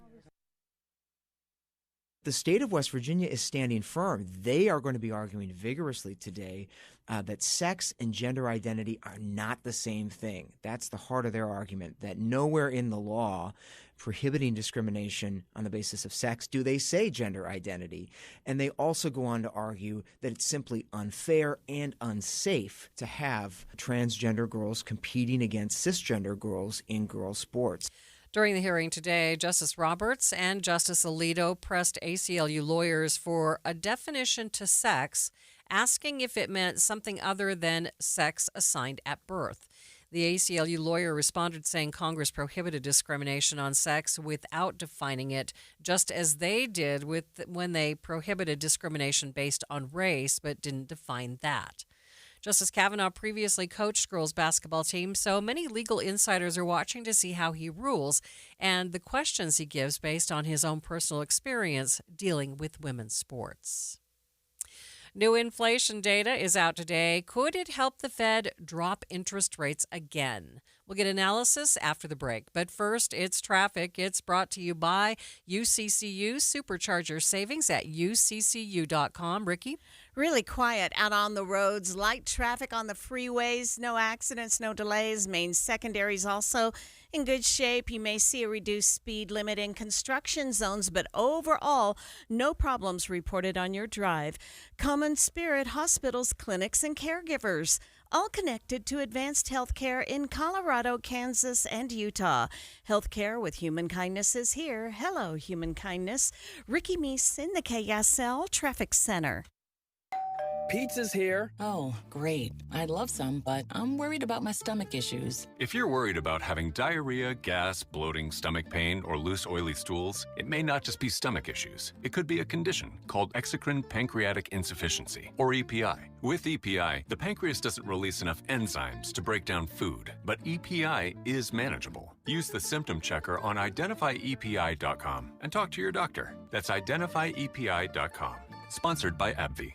This message comes from Viking, committed to exploring the world in comfort. Journey through the heart of Europe on an elegant Viking longship with thoughtful service, destination-focused dining, and cultural enrichment on board and on shore. With small ships that bring travelers closer to the destination, there's more time to explore. And every Viking voyage is all-inclusive, with no children and no casinos. Discover more at Viking.com. Hi, this is Derek Overstreet, president of the New Millennium Group and co-host of Stop Working, Start Living with KSL News Radio. Can you imagine what your life would be like if you could retire 3 to 5 years earlier than you thought possible? The things you could do, the loved ones you could spend time with, the memories that you could create. That's what our team at the New Millennium Group does. We'll walk you through the entire process every step of the way. If you'd like to get a copy of the 5-step proprietary plan that will help you retire 3 to 5 years sooner than you thought possible, give us a shout right now. 888-999-6370. That's 888-999-6370 or utahsfinancialplanner.com. Listen, most of our listeners right now have a tax problem, not a money problem. There's not enough money in Social Security Medicare as it is. Let us show you how you can significantly reduce your taxes. That's 888-999-6370, 888-999-6370, or utahsfinancialplanner.com. Hey, Utah! Are you ready for the Utah Mammoth to hit the ice? From game-winning goals to behind-the-scenes moments, Mammoth Plus brings the action to you all season long. Whether you're at home, on the go, or in the stands, don't miss a single shift. Visit UtahMammothPlus.com and start streaming today. That's UtahMammothPlus.com. Every game, every goal, live on Mammoth Plus. Before a disaster turns your family's world upside down, it's up to you to be ready. Get a kit, make a plan, be informed. Learn how at www.ready.gov. Brought to you by the Federal Emergency Management Agency and the Ad Council. You're listening to Midday. I'm Maria Shilaos. Former President Bill Clinton and his wife, former Secretary of State Hillary Clinton, refused to appear on Capitol Hill today for a scheduled deposition about their dealings with Jeffrey Epstein. The Clintons say they have little information on Epstein to share and that they are pushing back against the Republican chairman who was sought to compel their testimony. ABC News national correspondent Stephen Portnoy has more from Washington. The House Oversight Chair says Bill and Hillary Clinton have no right to refuse to appear, and next week he'll start contempt proceedings in his committee. The former president and former Secretary of State respond in a 3.5-page open letter, saying Chairman James Comer's subpoena is legally invalid. The Clintons point to then-former President Donald Trump's refusal to be deposed by the House January 6th committee in 2022. The Clintons say if Comer pursues contempt proceedings, they'll forcefully defend themselves. House Oversight Chairman James Comer says he's disappointed that the Clintons did not show up for the closed-door deposition. Comer says because the former president failed to testify, he will move to hold him in contempt of Congress. No one's accusing Bill Clinton of any wrongdoing. We just have questions, and that's why the Democrats voted along with Republicans to subpoena Bill Clinton. As a result of Bill Clinton not showing up for his lawful subpoena, which again was voted on unanimously by the committee in a bipartisan manner, we will move next week in the House Oversight Committee markup to hold former President Clinton in contempt of Congress. The Republican-led House Oversight Committee said that they wanted to speak with the former president and his wife following evidence and references to the Clintons in the so-called Epstein files. The Clintons were subpoenaed last year and were originally supposed for depositions last October. The latest inflation report is out now, and while it saw some price increases, the report shows that we are finally seeing some progress. The biggest thing to see a negative impact were for food prices, which have jumped back over 3% on an annual basis. Now, the bottom line, you're probably still paying a bit more for groceries than you were last year. The release of the Consumer Price Index coming at a pivotal time for the nation's economy as the president pushes the Federal Reserve to make further and deeper cuts to interest rates. Let's go more in depth on today's report and what it actually means for your family's budget. Joining me now on Midday is Stephen Cates, financial analyst at Bankrate. Stephen, thanks for being with me. My pleasure. So a bit of good and a bit of bad. Let's start with the good. Are prices starting to come down? They are. I think the most important part of this report is it provides confirmation that we are seeing prices come down. November's Consumer Price Index report, which was capturing data from both October and November across the time period of the government shutdown, it was easy to look at that with skepticism, given the fact that the Bureau of Labor Statistics collected nothing in October and only partial data in November. Could they make an accurate determination of how prices have moved? This new report shows that the answer is yes. We saw roughly flat inflation on an annual basis, 2.7% in both months. So that gives us confidence that we're coming down meaningfully from the 3% we saw in September. So does that mean that the Fed will lower interest rates again? In January, I think the answer is no. Will they lower interest rates 1 to 2 times this year in 2026? Yes. But when they're going to do it is an open question. Coming into the month, there was an expectation that the Fed was likely going to pause after 3 successive cuts in the last few meetings. Now, given the fact that there's been this potential investigation into the Federal Reserve that was announced over the weekend, that's likely to put the Federal Reserve in a position where they have to act probably even more conservatively than they might otherwise have, given that they can't appear to be collapsing to political pressure. Even if they might have wanted to make a cut in January, this makes it less likely that they would, given that it could undermine some of the confidence domestically and internationally that the Federal Reserve is acting independently. It has been a tough time for families with grocery prices being so high. Are there signs that those will actually come down more? Or I mean, and where are the trouble spots with grocery prices? So this wasn't too encouraging on grocery prices. You know, nearly all categories of prices showed some level of acceleration month over month. Food away from home, that's going to be things like restaurants. That was one of the categories that really lifted this the most. On an annual basis, that was growing at over 4%. Prices at the grocery store, whether it's baked goods, meats, poultry, fruits, vegetables, those are rising at a somewhat slower pace. And so people are still going to see rising prices at the grocery store, on a week-by-week basis, you're not going to be seeing prices rapidly change. This isn't going to be the type of inflation we had a few years ago, but it's still elevated. It's still rising far faster than we want it to. So that's something that we're going to have to be patient about. As inflation comes down, this will ease, but we're not there yet. Housing, rent prices are, among the top key factors for families as well. What are you seeing there? So shelter inflation did reaccelerate slightly, but not to a level that at this point is too concerning. The prices that we're seeing for rent and homes across the country, you average those out, we're getting something that's actually pretty close to the kind of inflation we saw pre-pandemic. So we're normalizing. Now we're in a place where the rate of increase on housing is happening roughly where we were in if you average it out over the 3 years prior to the pandemic. So that's a good thing. But it still means that prices are going up. And on average, that's something that is certainly still weighing on people. Prices accelerated so rapidly in the pandemic that they feel out of reach. And the fact that mortgage rates are elevated, it only compounds that problem. Stephen, appreciate your help. Thanks so much for being with me. My pleasure. Stephen Cates is a financial analyst with Bankrate. It's 1:30 midday at KSL News Radio. I'm Maria Shilaos. Some of the stories we are watching this hour.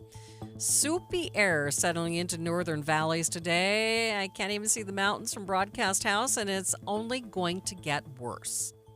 30 years of the National Amber Alert today, and how has it really helped in the race to find missing children?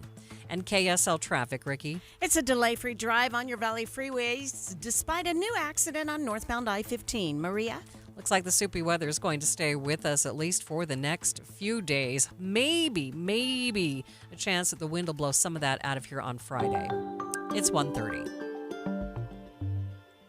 ABC News, I'm Michelle Franzen. A bipartisan group of lawmakers questioning the latest probe from the Justice Department into Federal Reserve Chair Jerome Powell over comments Powell made about renovations to the Federal Reserve building. President Trump has been trying to push Powell to leave, saying he hasn't lowered interest rates fast enough. Here's ABC's Jay O'Brien. These are serious allegations. Most Republicans we've seen, though, are trying to kind of distance themselves from it. We've heard some Republicans say that they want to see this investigation play out, but they are concerned about the Fed's independence. A new government report showing inflation remains stubborn. The Consumer Price Index shows most goods rose in December from November and were up 2.7% from the same time last year. And after 19 seasons, Mike Tomlin stepping down as coach of the Pittsburgh Steelers. Tomlin led the team to its 6th Super Bowl championship and reached the playoffs 13 times. He's the longest tenured head coach in a major American professional sport. This is ABC News. KSL's top local story. The United Way of Utah hosted a breakfast today to make it clear to lawmakers what their priorities are for this year's legislative session. KSL News Radio's Cameron Elliott has the story. The United Ways of Utah were joined by lawmakers for a breakfast panel where they laid out the priorities for 2026. Among them were improvements to education, health, and economic mobility for Utah's families. The guest list included lawmakers like Utah Senate President Stuart Adams, Minority Leader Luz Escamilla, and many other top Utah legislators. The CEO of United Way of Salt Lake, Bill Krim, told KSL that these events are important to show the lawmakers that the United Way represents more than just one interest. They represent a wide range of Utah's communities. United Way offers resources for families like tax assistance, parenting support, and emotional well-being support. Other local stories KSL is following. An interactive map created with research from the University of Utah predicts how the water levels in the Great Salt Lake impact dust storms. KSL News Radio's Brianna Willis reports. The map uses data to show dust spread from the Great Salt Lake. Dust can be harmful to health, and the more empty the lake, the further the dust can spread. It's a tool for policymakers to kind of get an idea of what kind of Great Salt Lake water levels we really need to be targeting to really reduce our exposure to Great Salt Lake dust. University of Utah professor Derek Malia says right now the model is using data from 2022, but he has 5 more years of data ready to input that will make the website even more accurate of a forecaster. Brianna Willis, KSL News Radio. The Federal Reserve needs to be independent, and it's hard to do that with a threat of persecution. That's what Zions Bank senior economist Robert Spendlove says. He tells Inside Sources the Fed's focus should be on inflation and employment numbers. If there is this threat from the Justice Department of criminal prosecution of the chairman of the Federal Reserve, that undermines their independence. Spendlove says that jeopardizes the Fed's ability to maintain free market principles. Taking a look at your money at this moment, the Dow down by 496 points, now a full percent, still above the 49,000 mark though at 49,092. S&P down by 35 and the Nasdaq down by 105 points. Traffic and weather together. It's brought to you by UCCU. Transfer savings, earn more. UCCU, love where you bank. Ricky? We do have a new accident northbound I-15 after 2100 south. All vehicles are out of traffic over to the left shoulder. So all lanes of the freeway are open. We're not seeing any delays there or on any of the other Valley freeways at this time. Join three-time Tony Award winner Patti LuPone January 26th at Abravanel Hall as she celebrates the 25th anniversary of her acclaimed concert, Matters of the Heart. Tickets on sale now at utahsymphony.org. Ricky Meese in the KSL Traffic Center. And the forecast calls for us to stay in the mid to low 40s for the next 7 days with 0% chance of rain. 41 degrees at the KSL Common Spirit Health Studios.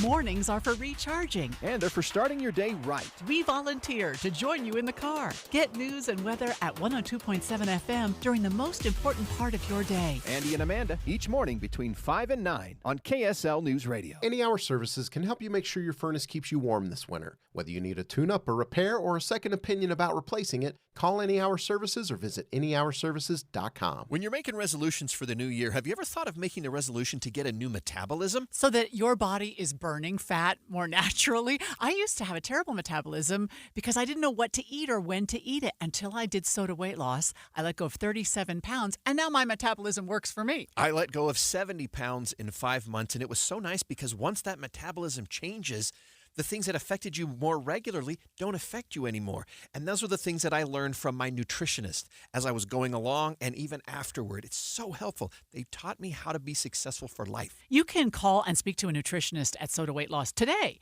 at 866-800-SODA, S-O-T-A. That's 866-800-SODA. Or you can go to sodaweightloss.com and see the hundreds of before and after pictures. And right now is the best time to do it because if you join now, your partner joins for free, so you get 2 transformations for the price of 1. It's 866-800-SODA. Because soda is, say it with me, Amanda, state of the art. I'm Jordan Wilcox, your Utah tax attorney. When life gets overwhelming, some things tend to fall by the side. I'm Carlos Sanchez from Draper, Utah. I was managing a business, helping out a business, doing paperwork and getting paid, and my wife got sick. We filed taxes, but then we got audited. And when I went and talked to the IRS, they didn't give me any choice. The IRS pretty much said, this is what you owe us. When are you going to pay us? And we're talking quite a bit. But every time I drive, I listen to the radio. Jordan Wilcox, Jordan Wilcox. So I figure there's a reason this guy's on the radio. So I called him. Put an end to IRS collection and aggression today. The amount that the IRS came up with, close to $250,000, and the offer and compromise was about $7,600. That's it. This is Utah Tax Attorney Jordan Wilcox. Let's solve your IRS nightmare. Visit endtaxworry.com. Go for it. The outcome, it was worth it. I'm okay. endtaxworry.com. You're listening to Midday. I'm Maria Shilaos. A new interactive map out from the University of Utah sheds some clearer light on how the Great Salt Lake's water levels can impact regional dust storms. So let's say that we got the lake up to average water levels. So that would be 4,200 feet above sea level. You know, we could actually see how much will actually improve our air quality. And then on the other hand, let's say that we were to completely remove the Great Salt Lake in the most pessimistic scenario. We could then see how much more dust exposure that might result in, and then how that would impact air quality. University of Utah professor Derek Malia, he says right now the model uses data from 2022, but he has 5 more years of data ready to go into the model that will make the website even more accurate. Based on the dust storms in 2022, if we change the Great Salt Lake water levels, how much more or less dust would we see based on changes in lake levels? But of course, it's worth noting that that is, relatively speaking, a small sample size of dust events. That was, relatively speaking, a pretty dusty year. But, meteorological conditions can vary year to year. So what we wanted to do was expand that sample size to give us more confidence that what we were seeing with the sensitivity experiments that we were doing in 2022 actually held true for a larger sample of dust events. He tells KSL News Radio's Brianna Willis that their data show certain areas around the lake are in more danger than others when it comes to toxic dust. When we look at the outputs from the model, you do see the trends that you would loosely expect, which is the western side of the Salt Lake Valley, but also, parts of Ogden, Layton and areas like that are seeing more dust. So ultimately speaking, you do see kind of patterns and trends that what you would expect kind of scientifically based on the literature. Professor Malia hopes that policymakers will use this kind of data during their upcoming legislative session to make the best decisions to help sustain and improve the Great Salt Lake. Speaking of air quality, have you noticed the pretty soupy skies out there? The inversion is here, and it's expected to get worse over the next few days. The only inkling of hope right now is for Friday, and that's a really far cry from what we really need.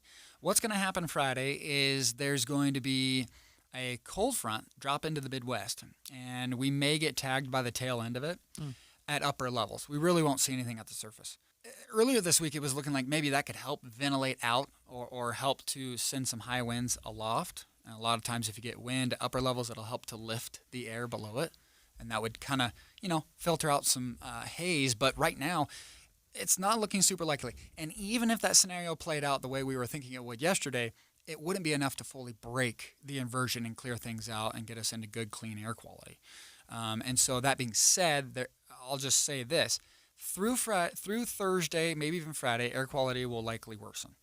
Friday, we may hit a checkpoint in which we could see maybe a little, ventilation, but then it will resume as high pressure just moves right back in and parks over us through at least the 22nd.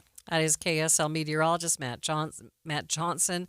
The inversion comes after the Environmental Protection Agency made changes in the way it calculates the cost of a poor environment. For years, the EPA assigned a dollar value to lives saved and health problems avoided by its environmental regulations. But now, the EPA says there's too much uncertainty in estimates of those economic impacts, so they won't use that in determining where to spend money.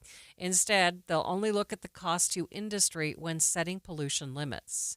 Inside Sources hosts Greg Skordas and Holly Richardson shared their thoughts on those changes today. I mean, of all the things to change, it seems like an odd one right now to come out and say, well, we're going to do that. Well, they don't live in Utah with an inversion. But I think the administration has been critical of the Environmental Protection Agency and other agencies that have what are being seen as overburdening rules and regulations and things you have to jump through. So it's part of what's going on with the administration right now. But the EPA, I don't know, just from what Matt just told us, it seemed like it's an important consideration to have people know what's going on with their air. So it's interesting, right? Because the EPA actually has a mission statement that says that the agency's core responsibility is to protect human health and the environment. And then what this change could do is make it easier to repeal limits on coal-burning power plants, oil refineries, steel mills, because the EPA is going to stop tallying gains from the health benefits caused by curbing two of the most widespread deadly air pollutants, fine particulate matter and ozone. Environmental protection advocates have slammed the move, saying it's reckless and dangerous and illegal. Midday continues in just 60 seconds.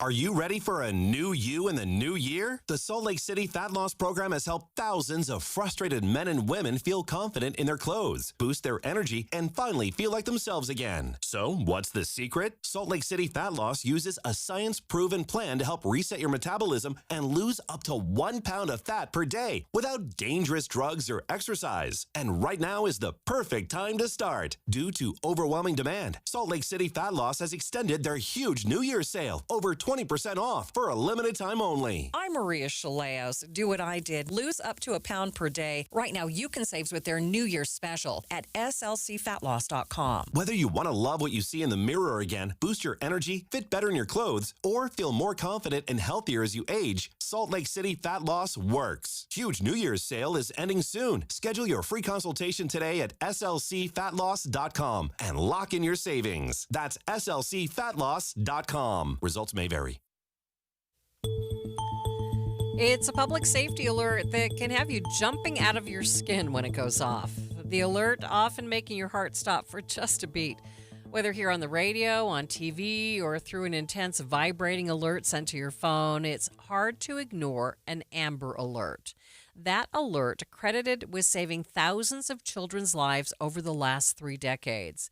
Today, a special day for the nationwide alert system. Missing in America Network's Rhonda DeCare joins me with more. Today marks 30 years since Amber Hagerman was abducted, and she was abducted off of her pink bicycle from a parking lot, a grocery store parking lot, and a man across the street witnessed it, and she wasn't found until 4 days later, and she was found no longer alive. And so that really sparked an outcry from the public that immediate action needs to take place when a child is abducted. And so it started locally there in the area in Texas. It was like just an agreement between law enforcement and the media that when they would have a child abducted, that they would get it out as quickly as possible to engage the public to help keep their eyes open for the missing child. And then eventually it went nationwide. So 30 years later, how has it worked? So it has worked. It has been very successful. I believe at this point we are just under 1,300 children that have been found from Amber Alerts. It's like 1,297 or 1,298. I can't remember the exact number. But just under 1,300 children have been found from the Amber Alerts going out. And so that success rate is it's really great for the children and for law enforcement that are looking for the children. If you have seen an Amber Alert many times, they're found within an hour of the Amber Alert going out. And I always like to see that because that means that the public is engaging and they are doing exactly what it is meant to do, which is keeping their eye out and calling in information to law enforcement. So are there some shortcomings with the current system, things that you would like to see improved? Of course, nothing is ever perfect. I feel like there's a lot of misconceptions around the Amber Alert. I think a lot of people think every child gets an Amber Alert. Every time a child is missing, an Amber Alert goes out. And that's just not the case. The Amber Alert is saved for specific criteria, and an abduction, must have taken place. And I think that one of the shortcomings is that the overuse of it could mean an alert fatigue. So we don't want every child to get an Amber Alert, but every child that's missing is important. So maybe we need to come up with some other type of alert system that isn't quite as extravagant on our phones, on all of the media and everything, but we need to still look for every child that is missing. So maybe a tiered alert system, an endangered missing advisory, or other alerts.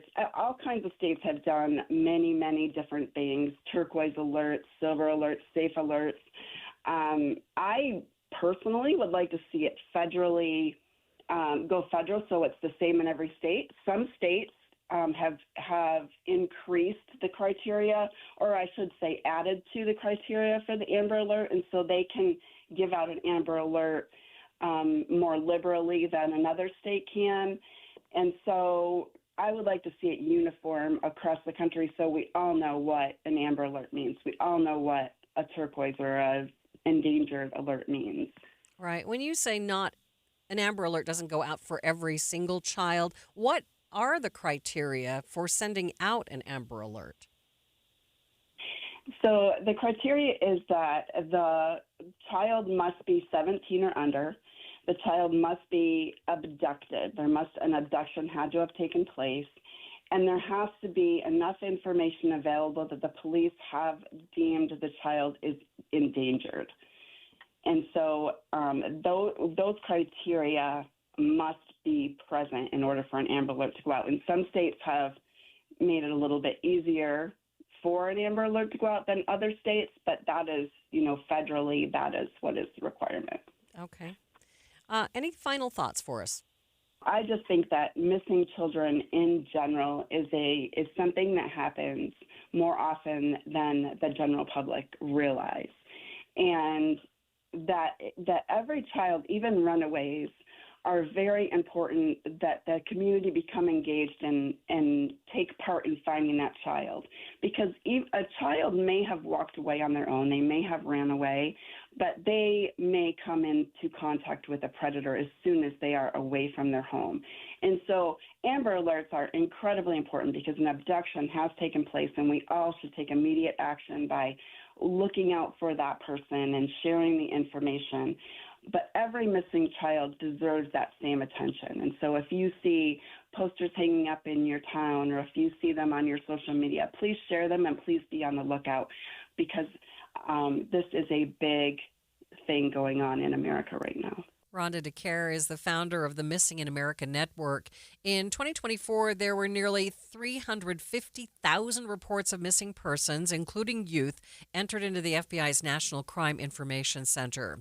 Reports aren't out for 2025 just yet, and Rhonda says nationwide statistics are hard to find at any given time because not all children who go missing are reported to national organizations. Refugees here in Utah getting a chance to learn farming and gardening skills so they can better provide for themselves and their families. More on that story coming up after the break, but first it's traffic. It's brought to you by UCCU. Transfer savings, earn more. UCCU, love where you bank. A lot more vehicles on the scene of this crash now, northbound I-15 after 2100 south. All the vehicles involved in the accident and UHP are out of traffic over to the left shoulder. So we're not seeing any delay as you drive past the accident. In fact, it's a delay-free drive on all your Valley freeways. Ricky Meese in the KSL Traffic Center. KSL Broadcast Group contests are open to participants 18 years of age and older that are residents of Utah, unless otherwise specified. Employees or agents of the station, Bonneville International Corporation, other area radio stations, or any entity associated with the contest may not enter. Persons who have won in the last 30, 60, or 90 days from a station contest or event may not be eligible. Full general contest rules are available at kslnewsradio.com/contests. It all started with a commitment to comfort. Gillette Heating and Air is proud to be Utah County's go-to team for expert HVAC and plumbing solutions. Need a repair, upgrade, or seasonal tune-up? Don't let cost hold you back. With 0% financing available, it's easy to get the work done now and pay later. Plus, save $100 on any repair over $500 and keep your system running strong with a professional tune-up before the heat hits. Visit GilletteHVAC.com or call 385-GET-COOL to book today. Homegrown service pros, financing made simple, comfort made easy. Carrier, turn to the experts. A Carrier factory authorized dealer.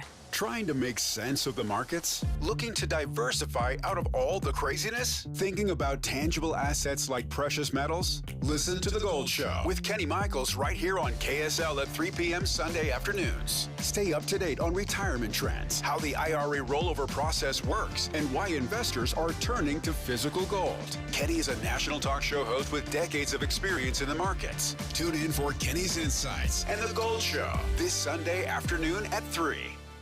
When you're making resolutions for the new year, have you ever thought of making a resolution to get a new metabolism? So that your body is burning fat more naturally. I used to have a terrible metabolism because I didn't know what to eat or when to eat it until I did soda weight loss. I let go of 37 pounds, and now my metabolism works for me. I let go of 70 pounds in 5 months, and it was so nice because once that metabolism changes, the things that affected you more regularly don't affect you anymore. And those are the things that I learned from my nutritionist as I was going along and even afterward. It's so helpful. They taught me how to be successful for life. You can call and speak to a nutritionist at Soda Weight Loss today at 866-800-SODA, S-O-T-A. That's 866-800-SODA. Or you can go to sodaweightloss.com and see the hundreds of before and after pictures. And right now is the best time to do it because if you join now, your partner joins for free, so you get 2 transformations for the price of one. It's 866-800-SODA. Because soda is, say it with me, Amanda, state of the art.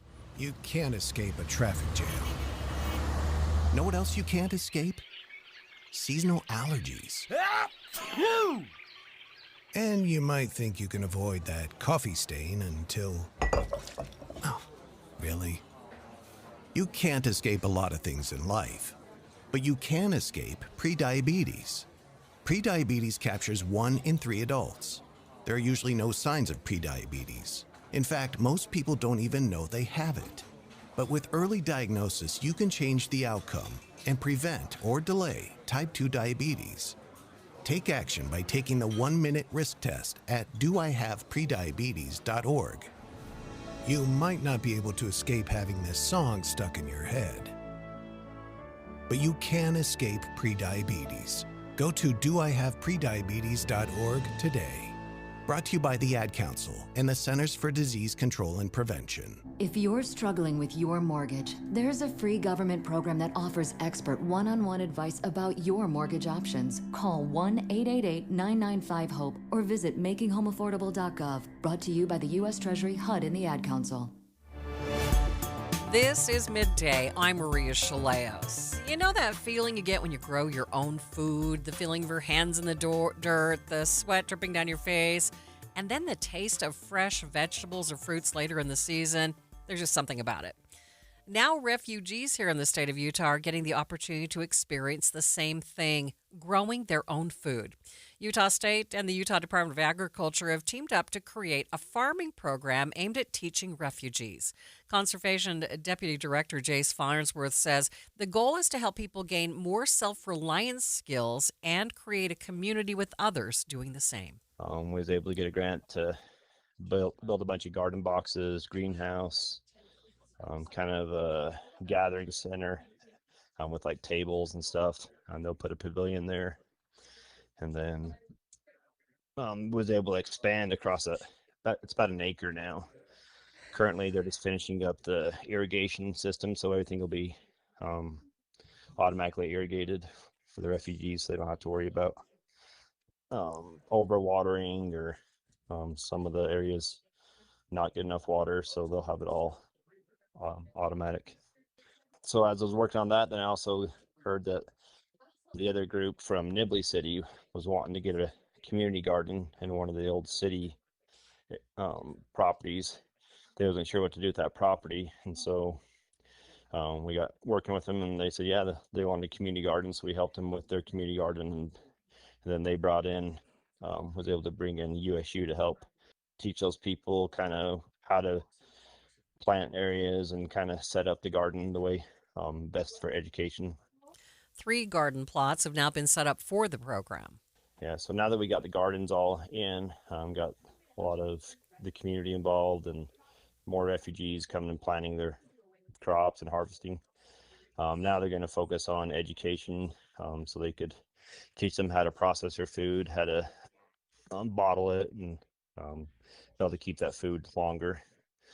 And then the Morgan farms are teaching them students how to plant and kind of like a botany class and gardener class. They're also bringing in some of the master gardener classes into there. And so it's just a big education deal. And then the nature or Stokes Nature Center, they have a little honeybee section where they teaching kids about honeybees and then the gardening.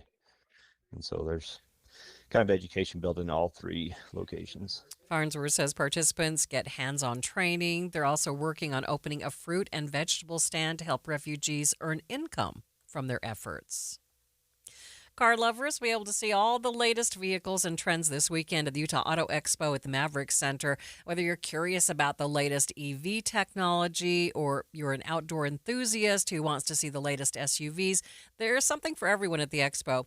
Assistant Director of the New Car Dealers of Utah, Jason Bickmore, tells me that the rapidly changing technology on all makes is fun to see. You think of the origination of the automobile and the technology then to what it is now. Essentially, you're driving a giant computer. I mean, if you were to tell me, hey, I got this problem, how can I fix it? I'd have no idea. Really, the safety features on these vehicles are phenomenal. The lane assist and the anti-crash and the backup and the internet technology that you can have in these vehicles. It is really stunning what is out there and in the market for people to access, and a newer car really is a safer car. Bickmore says electric vehicles and hybrids have also come a long way. There's some EVs out there that are just phenomenal. The technology is advanced, and a lot of different manufacturers have great EVs that are bringing to market, very economical, a commuter vehicle if you're just wanting to do that, or some other EVs that have longer ranges. We really have it all for anybody that is looking in the EV market. And of course, Bickmore says there will also be exotic and classic vehicles to see at the expo as well. Anything from Bentley to Lamborghini to Lotus to Ferrari, they're there. And we got some classic vehicles for those that are a little older vintage. Just a lot of fun things to see and to just look at. I mean, automobiles are just part of our DNA, and it's such a vital part of the economy. I don't know if you're American and not like an automobile. Utah Auto Expo begins Friday at the Maverick Center. In the next hour of Midday, we'll discuss a new lawsuit against the Davis School District being brought by several current and former students who say the district ignored their complaints of sexual grooming. More on that coming up.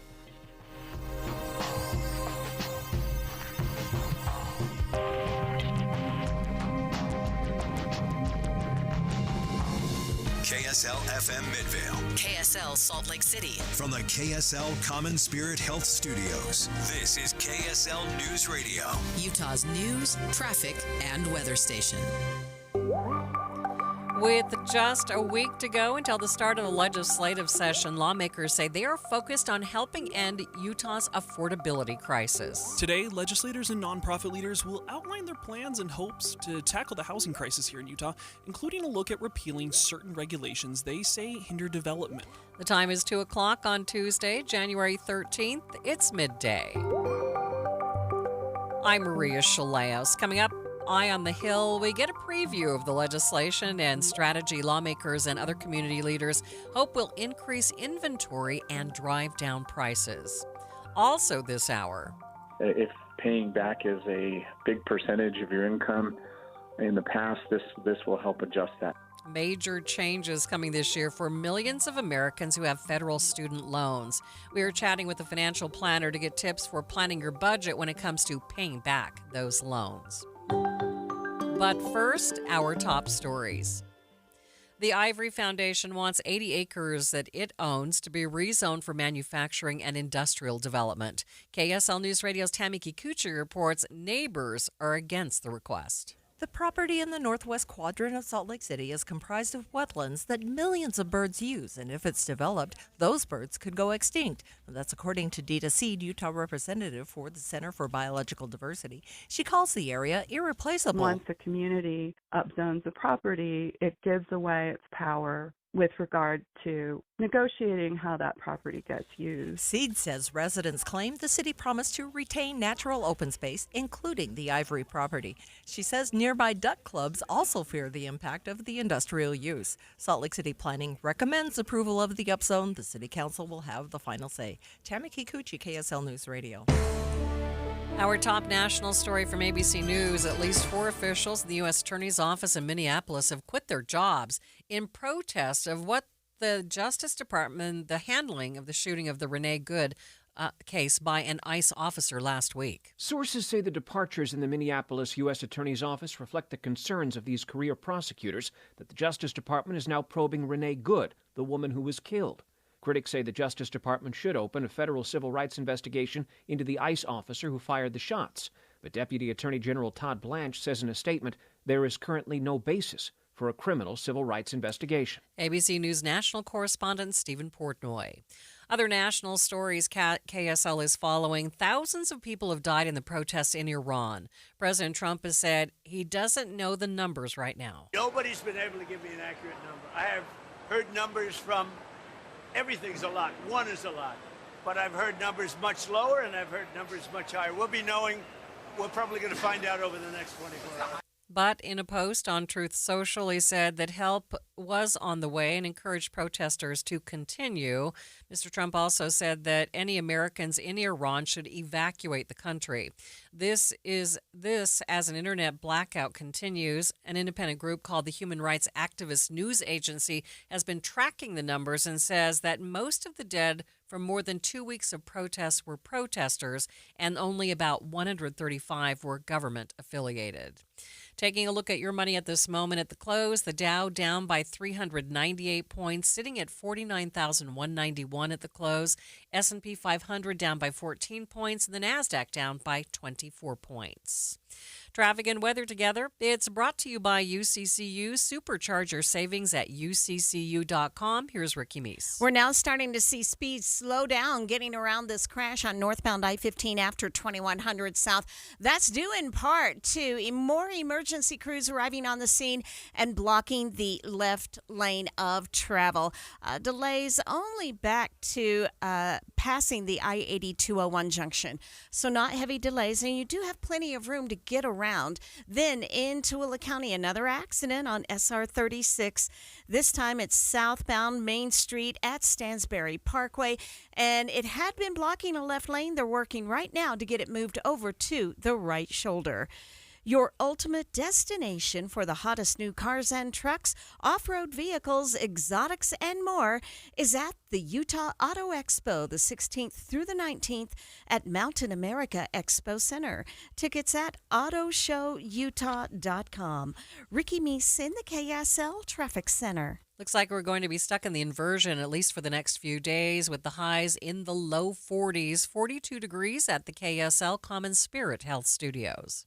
A reminder about the simplest way to get updated for your day. Hit your KSL preset when you jump in the car, and we'll take care of the rest. Hear key news updates and traffic reports. Andy and Amanda from 5 to 9 in your car. KSL News Radio at 102.7 FM. Getting help with plumbing repairs is easier than you think. All you have to do is call Any Hour Services or schedule an appointment at anyhourservices.com. No one helps more homeowners than Any Hour Services.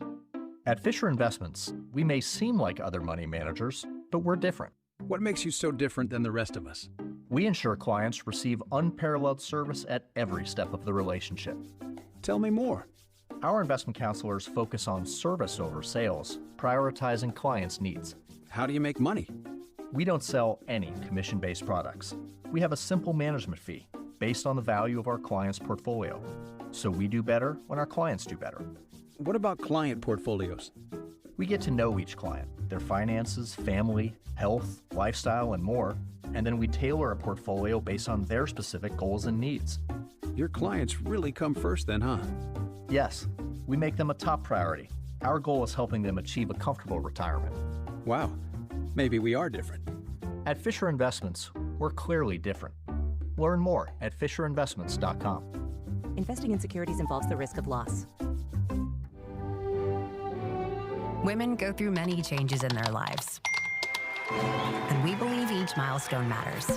That every new candle represents another step in your story. Our healthcare experts support women at every stage of life. Because each chapter deserves to be celebrated. Women's health. Nurture what's next. Find care near you at mountain.commonspirit.org.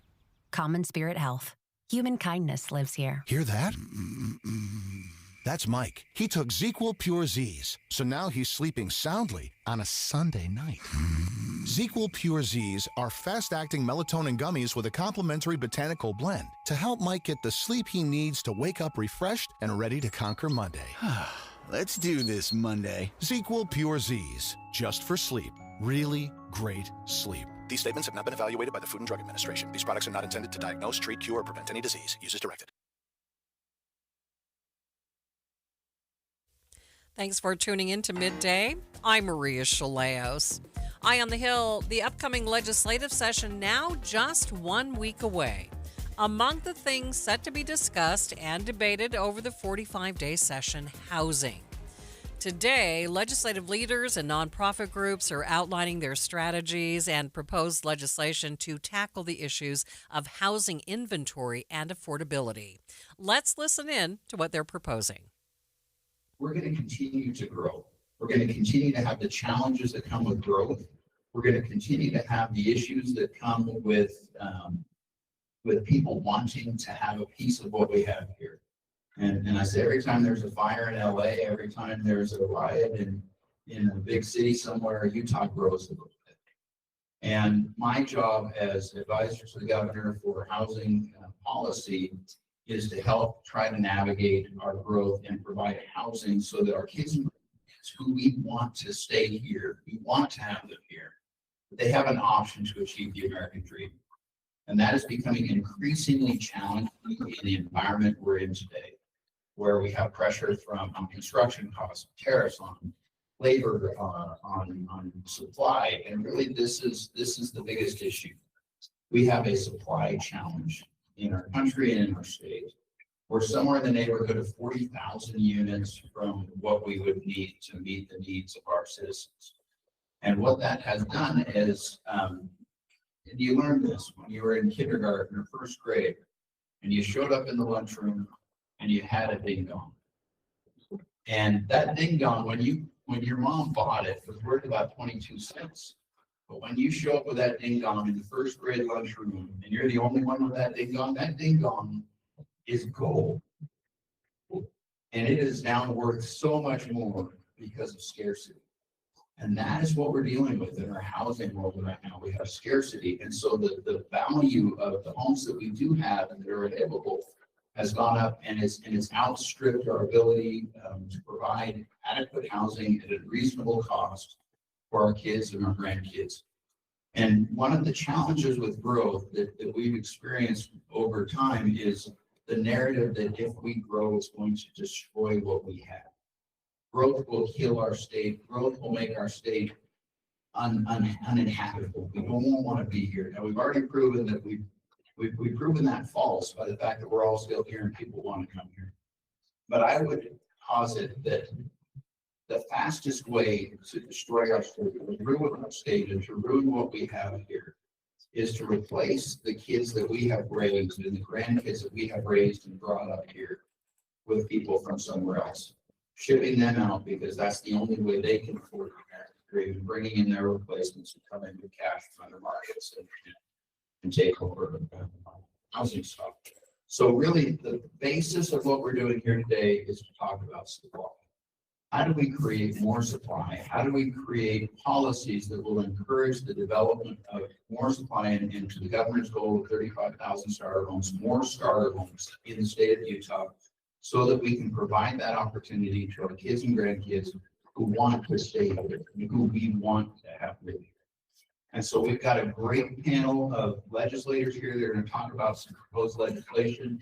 We have our advocate groups that we're going to listen to a little bit as well. And we're just so grateful for the energy that is coming around this initiative and the need for the creation of attainable home ownership for our kids and grandkids. And with that, I'll turn it over to Representative Cal Roberts.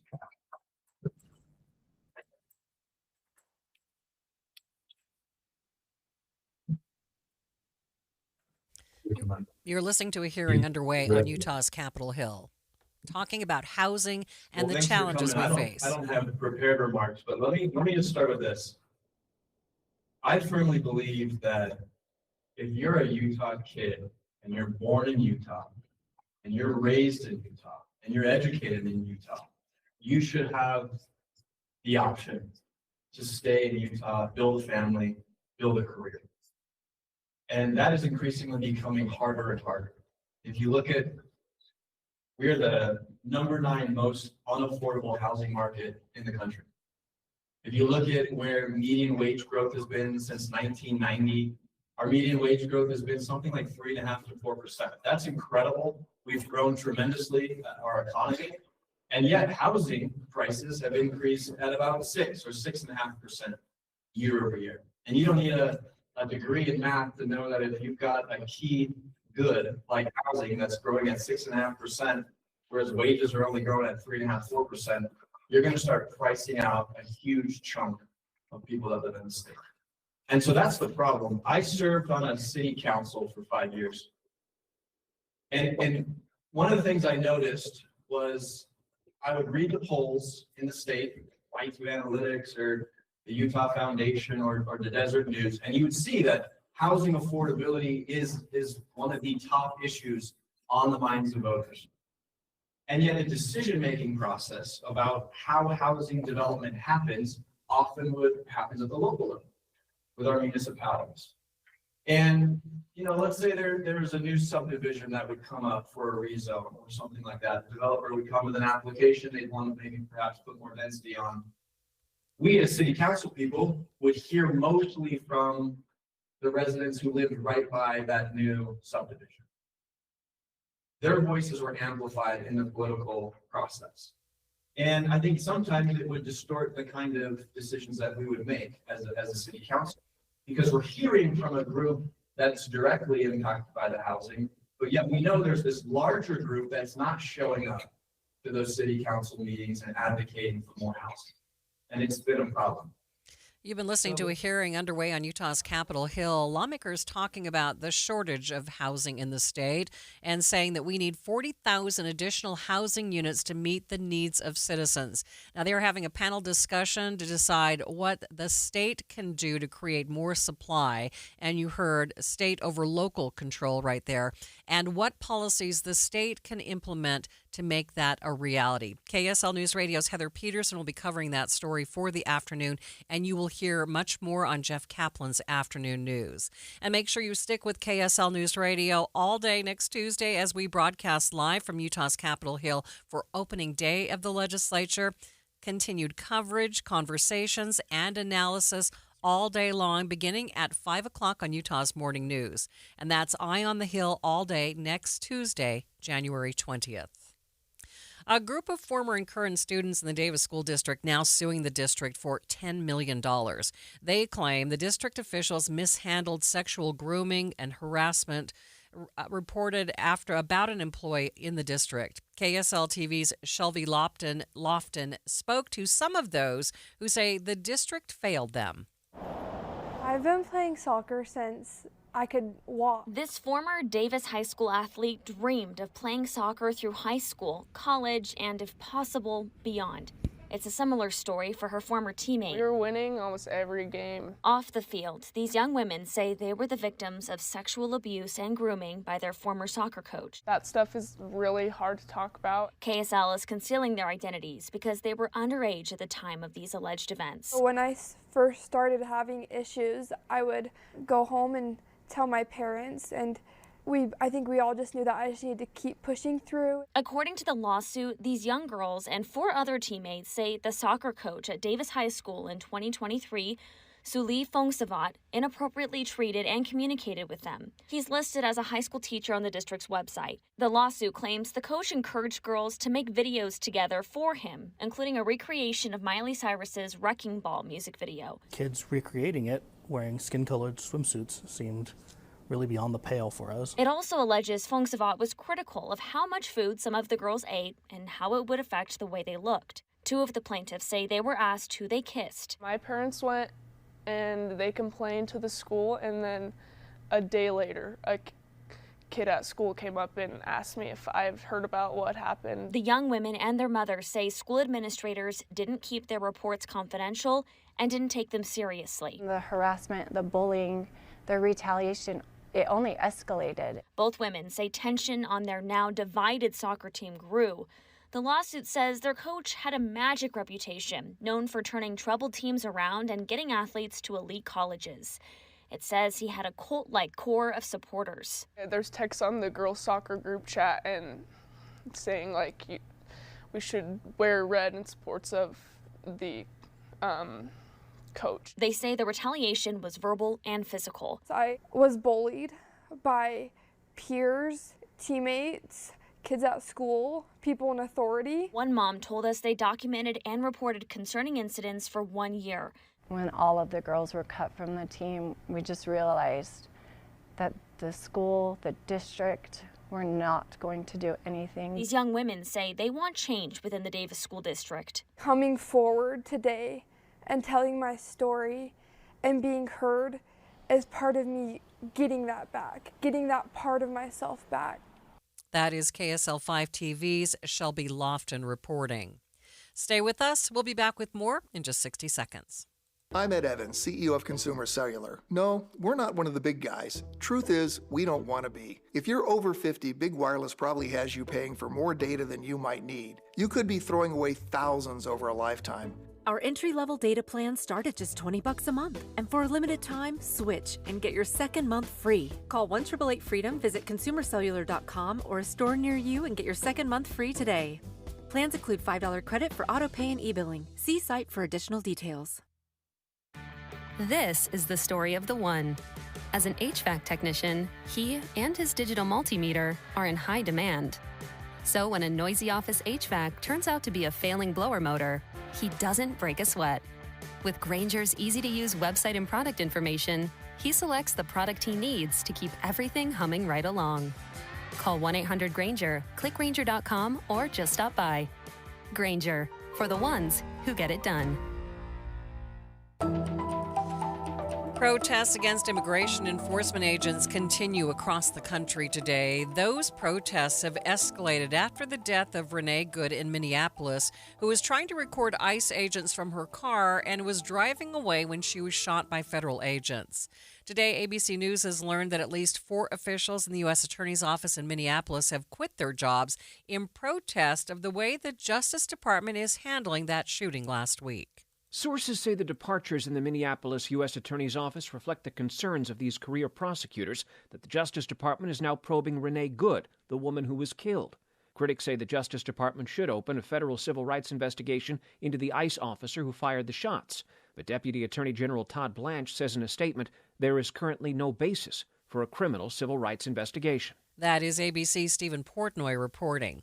Here in Utah, Director of Communications for the ACLU, Aaron Welcher, says it's important to know your rights and to know the risks of getting involved should you choose to exercise your First Amendment right. You have a right under the First Amendment and actually Utah law to record interactions with law enforcement, again, from local law enforcement all the way up to federal agents like ICE in public spaces and where they're performing their normal day duties. So there are some exceptions to that where, like, say you are inside a government building where there could be like national security information and that type of stuff. If you recording there could you could face some consequences because of that limitation. But overall, anywhere that's a public space, you can record.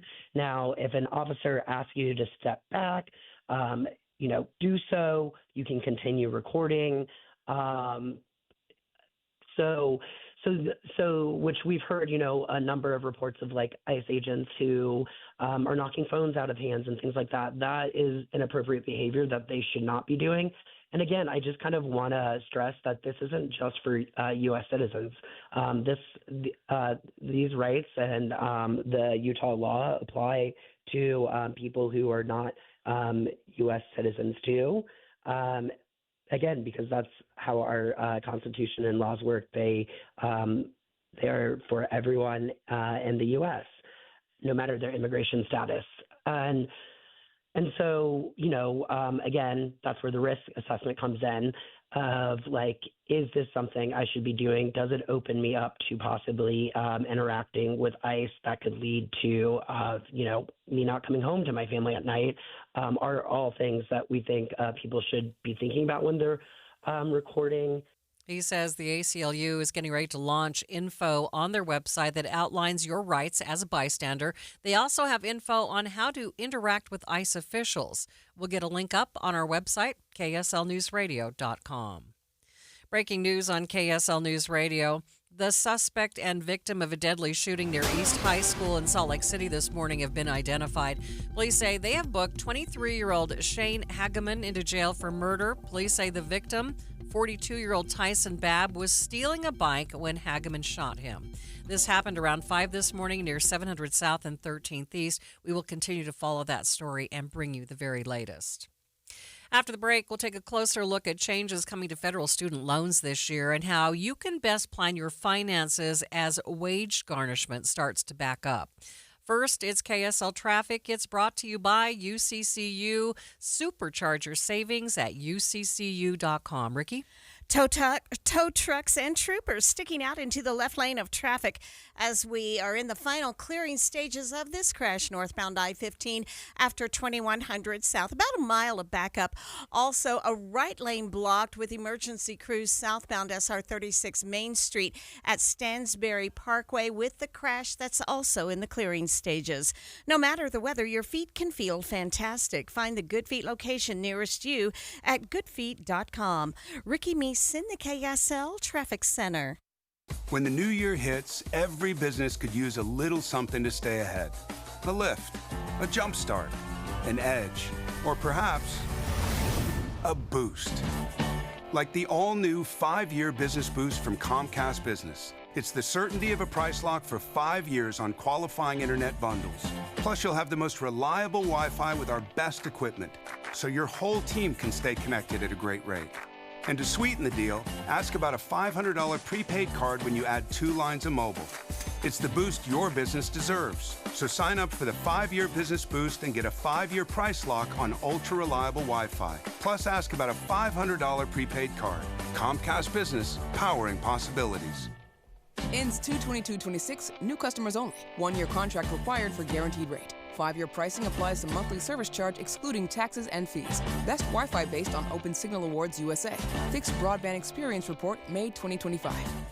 Jeff Selke, president of Selke Financial Group, has been helping Utah families protect and grow their money for nearly 3 decades. He's a certified financial fiduciary who believes education comes first. He even teaches during BYU Education Week. And right now, Jeff is offering his free tax estimator for retirement calculator. It's right on his homepage. See how taxes could impact your retirement income before you make costly mistakes. It's easy and free at safemoneycounselor.com. You are listening to Midday. I'm Maria Shilaos. Major changes coming this year for millions of Americans who have federal student loans. After a 5-year pause on wage garnishments for borrowers, the process is starting to back up. The bottom line, I spoke with DMBA certified financial planner Shane Stewart to get more on the changes and how student loan forgiveness works in 2026. 2026 brings new rules for student loans, particularly around repaying them or getting loan forgiveness. One is a new way to pay back that is income driven, which is nice for the borrower. You can actually have a payment schedule based on the income that you have. So if your income is maybe lower than if paying back is a big percentage of your income in the past, this will help adjust that. So that's something new and probably nice for those trying to pay back their loans. Those who have qualified for loan forgiveness in the past, however, that'll now be taxable, where before it was not taxable. It was just forgiven, no tax strings attached. But now if it is forgiven, if someone qualifies for loan forgiveness, it'll be taxable and they'll have to reflect that on their taxes. Okay. I wasn't aware that very many people actually were forgiven their student loans. Yeah, now it is a very unusual circumstance to be forgiven student loans, but it is still possible. You just have to qualify, usually around income and ability, most times not to be able to work and pay that back, and so there might be some forgiveness there. If I recommend that people don't focus so much on qualifying for forgiveness, but using a repayment plan that fits their needs, and that's why this new repayment assistance plan, as it's called, or RAP, is going to be very helpful because it is income-based. Are those people who received student loans, do they just get this information, or how do they find out more information about the new rules and the repayment plans? Yeah, it's really important for those with any kind of student loan to go back and take a look at what their repayment plan is going to be. When do you need to start repaying it? What are the conditions of your repayment? And because of these new repayment possibilities, it's important to find that out for yourself, because they're not really advertising this much. The rules have changed, but many lenders are not advertising it much. They just expect you to know what the new rules are. So educating yourself, even just a little bit, will help go a long way for repaying these back. So for those folks with student loans, what is your best advice for them? I mean, you said take a look at what you've got there, but then how do they decide what is the best plan for themselves? What should they be considering? Yeah, I would consider the fact that two things. One, when do you need to pay the loan back? When is it due for you to start paying that back? And when you start paying it back, what would that amount be? There are tools online for most of these lenders to tell you what that repayment structure would look like. And then you have to ask yourself, does that fit within my budget or the budget that I will have once I'm able to start paying back? And if not, you might want to look for one of those income-based payment plans that are new. You can switch that kind of payment plan now, given this new income-driven payment plan. And those are the two things, when and how much. And then you decide, is that feasible for you? And use the tools online that these providers have, but do something. You don't want to wait for the future, especially if you haven't started paying back. You want to do that now. Carve out a half hour or an hour and take a look at what your repayment plan is set for, and then adjust it if necessary. This is going to be a big change for those folks who have maybe just taken this 5-year pause, right? For sure. In fact, it's something that those that have taken a pause or those that haven't been paying back need to plan for the future now. So when they did take that pause, are they going to have to pay more interest as a result of that, or how did that all work? Yeah, not necessarily. They were actually kind of put on pause, basically, in every way, not just repayments, but there was some interest accruing, of course, but there were a lot of things on hold, which was nice, but now it's picking up again, and they need to be ready to do that. If someone's looking for a new loan, there are new limits on the amount of money parents and students can borrow. There are some lifetime limits also of how much you can borrow, especially for those that are grad or professional, things like doctors or those kinds of things. There are limits on those now, so they have to pay attention to that and make sure that they're within those limits. Shane Stewart is a certified financial planner with DMPA. It's 2:30 midday at KSL News Radio. I'm Maria Shilaos. Some of the stories we are watching this hour. Nonprofit groups in Utah previewing the upcoming legislative session with their top priorities for lawmakers. Nurses in the country's largest city entering day 2 of a major strike. And KSL traffic, Ricky. Clearing continues on the crash northbound I-15 after 2100 South. Maria? KSL's top local story. The United Way of Utah previewed many of their priorities for the year at a panel hosted this morning. KSL News Radio's Cameron Elliott reports. The United Way of Utah made their priorities clear to legislators ahead of the beginning of this year's legislative session. Among them are improvements to education, health, and economic mobility for children and families across Utah. Senate Minority Leader Luz Escamilla laid out the priorities in her constituency. I mean, the decisions are very basic, right? It's what do we do? Do we pay rent or do we have childcare? And food security right now, at least in my district from a survey that's been done, is the number one issue. Food insecurity among Utah families is one of the number one issues the United Way says they seek to tackle. Cameron Elliott, KSL News Radio. Other local stories KSL is following. There is now a website showing the amount of dust exposure communities around the Great Salt Lake will get, depending on how full the lake is. KSL News Radio's Brianna Willis reports. The GSL Dust Tool Map takes information collected from 2022 and uses that to forecast how dust will spread to communities around the Great Salt Lake as its levels fluctuate. Researchers say they created this tool to help policymakers see a target level for the lake, as visualizing the data on the map to see how it can affect communities is more impactful than looking at a spreadsheet. Right now, they are in the process of updating the tool with data from 2018 to 2023, giving the model more information to work with and creating an even more accurate picture. A man is now facing more than a dozen charges for shooting his neighbors and shooting at responding officers in South Ogden last week.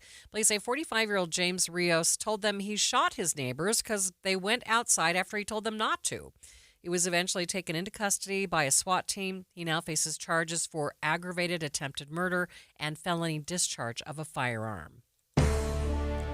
Our top national story from ABC News. Thousands of people have died in the protests in Iran. President Trump posting on social media that help is on the way. President Trump told reporters his team has not been able to give him an accurate number of how many people have been killed in Iran, but he added that even one death is a lot. Nobody's been able to give me an accurate number. I have heard numbers from everything's a lot, one is a lot, but I've heard numbers much lower and I've heard numbers much higher. Asked to explain his social media post earlier Tuesday about how help is on the way for Iran, the president said, "You're going to have to figure that one out." He was asked whether he thought Americans should leave Iran and said, quote, "It's not a bad idea to get out." Karen Travers, ABC News, the White House. Your money at this moment, the Dow ending the day down by 398 points to close at 49,191. S&P down by 13 points and the NASDAQ down by 24.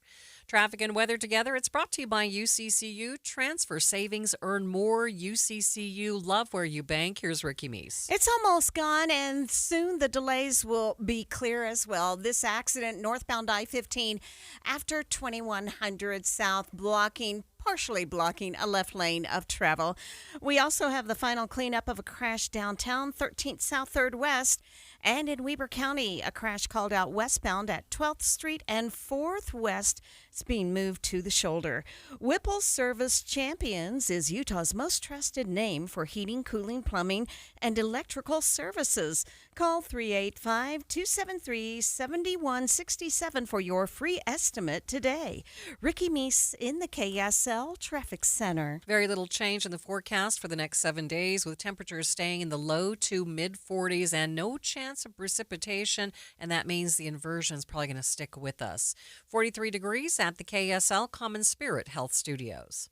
The sources where we get our news matters. When you listen to Utah's Morning News, we want you to feel the stories are important to you and trustworthy. This is Amanda Dixon. And I'm Andy Farnsworth. Join us weekday mornings on KSL News Radio. It's the dawning of a brand new year, and NPS is here to make sure that new year is wonderful by helping you, all of our families, buy at great, great prices. You know, each and everything in the store any given day is 20 to 70% off. And then they have additional sales. They change all the time. New things are coming into each of the stores, and you can save even more at NPS. And of course, if you're looking to eat a little healthier this year, NPS has the great produce. They have things that you are looking for to make sure your family eats well and eats healthy. And of course, there are many things for your home as well at greatly reduced prices.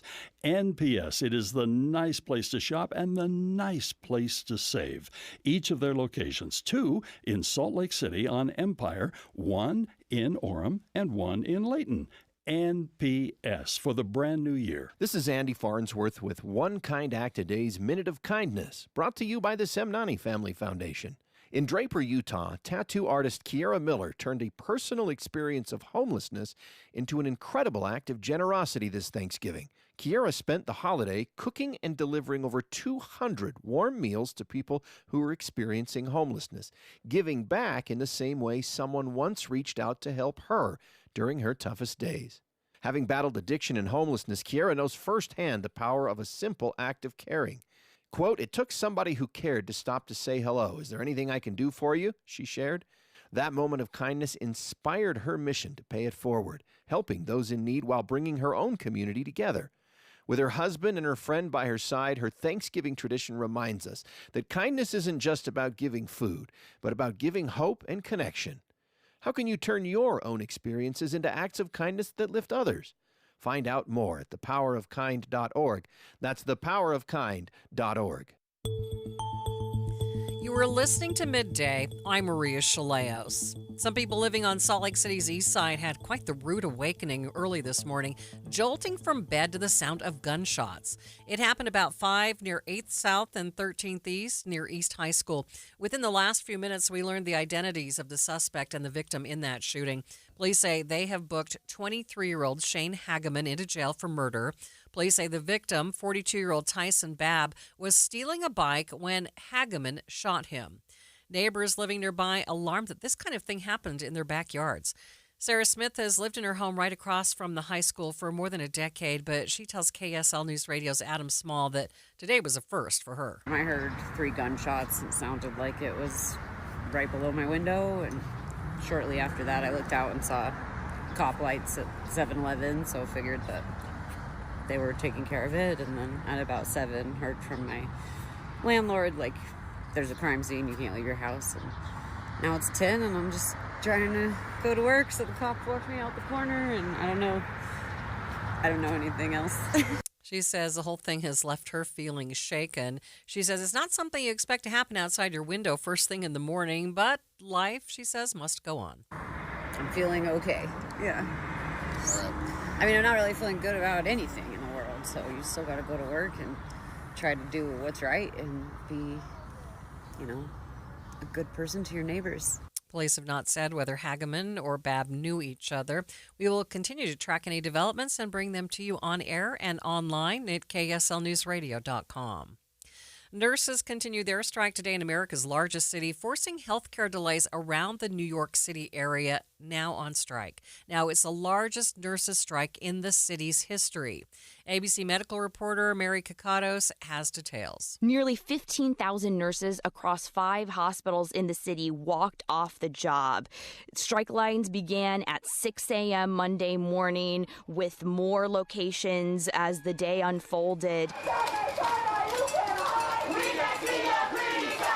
And these nurses, they formed picket lines outside the hospitals saying that they are fighting for fair wages, for safer staffing levels, and for workplace safety, which they say that hospitals have ignored. We want to send a message. Nurses are not out on strike. The greedy CEOs put nurses on strike. And so you're hearing from the union officials, you're hearing from nurses, but you're also hearing from several prominent New York politicians, including the newly installed mayor, Zohran Mamdani, who came out in support of the striking nurses. At every one of our city's darkest periods, nurses showed up to work.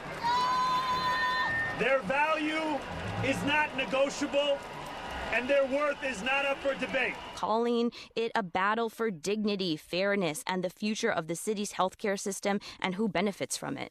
Negotiations to end the strike not making a lot of progress yet. The hospitals that employs the striking nurses throwing the blame for the strike on the nurses and their unions. The hospitals have put out statements saying that they are disappointed that they could not come to an agreement around pay hikes, improving safe staffing levels. They say that the nurses walked out on their patients, which was reckless. But these nurses, they say that they're burned out. They are facing extreme conditions where they don't have the ability to care for their patients safely. I mean, I think it's unsafe to be a nurse anywhere. The amount of workplace violence incidents that are happening are growing at the bedside, and also we know that there's violence happening all around us. That they are facing turbulent economic times, and they say that these demands that they are making are needed to address the most important issues: patient safety and nurse safety. In an industry that's constantly working and in demand, what happens to patient care if nurses do go on strike? It's a really precarious situation. Patients may support the nurses' strike, but feel like they are going to be crossing picket lines. When patient safety is treated like a line of Adam, when respect keeps getting postponed, This is what happened. But some nurses have said that they understand that patients have needs that have to be met at a specific time. They may have emergencies. They may have previously scheduled operations. So there is an understanding that if people need to go to one of those hospitals that are currently facing the strikes, it is okay. It doesn't mean that you don't support the nurses and what they are striking for. The hospitals are saying that they have upped the number of nurses that they have on reserve. They have about 1,400, at least at one hospital, qualified and specialized nurses that they integrated into units across the hospitals. There's things that we do that we understand the way our pharmacy works, the way the lab works. There's no way that these nurses are going to be able to pick up on those little things that make a very big difference. So these hospitals are saying that despite the strike, which will undoubtedly lead to some effects, they believe that most appointments are expected to proceed as originally scheduled. They say that they don't expect that they will need to reschedule surgeries. They say emergency departments will remain open, but undoubtedly some patients will be concerned whether their needs will be met, but it will remain to be seen whenever this strike comes to an end. That is ABC's Mary Kikatos reporting. More Midday in just 60 seconds. All right, Utah, this is your shot. KSL and Ivory Homes are teaming up to send you to the big game in Santa Clara on February 8th. If you've ever dreamed of stepping onto football's biggest stage, the time to play is now. To qualify, just stop by any Ivory model home between now and January 31st. Walk through and ask about Ivory's super low rates, as low as 4.99% for a 30-year fixed. So get off the sidelines, visit an Ivory model home today, and enter for your chance to see the most incredible halftime show and the ultimate football experience. Start now at ivoryhomes.com/super. That's ivoryhomes.com/super. This sweepstakes is open until January 31st, 2026 for residents of Utah who are at least 18. No purchase necessary. See the official rules at ivoryhomes.com/super. The latest inflation report is out now, and while it saw some price increases, the report shows that we are finally seeing some progress. The biggest thing to see, a negative impact, was food prices, which have jumped back over 3% on an annual basis. The bottom line, you're probably still paying a bit more for groceries than you were last year. The release of the Consumer Price Index coming at a pivotal time for our nation's economy as the president pushes the Federal Reserve to make further and deeper cuts to interest rates. Let's go more in depth on today's report and what it actually means for your family's budget. I spoke with Bankrate's Stephen Cates to get his take, and I asked him, are prices coming down? They are. I think the most important part of this report is it provides confirmation that we are seeing prices come down. November's Consumer Price Index report, which was capturing data from both October and November across the time period of the government shutdown, it was easy to look at that with skepticism, given the fact that the Bureau of Labor Statistics collected nothing in October and only partial data in November. Could they make an accurate determination of how prices have moved? This new report shows that the answer is yes. We saw roughly flat inflation on an annual basis, 2.7% in both months. So that gives us confidence that we're coming down meaningfully from the 3% we saw in September. So does that mean that the Fed will lower interest rates again? In January, I think the answer is no. Will they lower interest rates 1 to 2 times this year in 2026? Yes. But when they're going to do it is an open question. Coming into the month, there was an expectation that the Fed was likely going to pause after 3 successive cuts in the last few meetings. Now, given the fact that there's been this potential investigation into the Federal Reserve that was announced over the weekend, that's likely to put the Federal Reserve in a position where they have to act probably even more conservatively than they might otherwise have, given that they can't appear to be collapsing to political pressure. Even if they might have wanted to make a cut in January, this makes it less likely that they would, given that it could undermine some of the confidence domestically and internationally that the Federal Reserve is acting independently.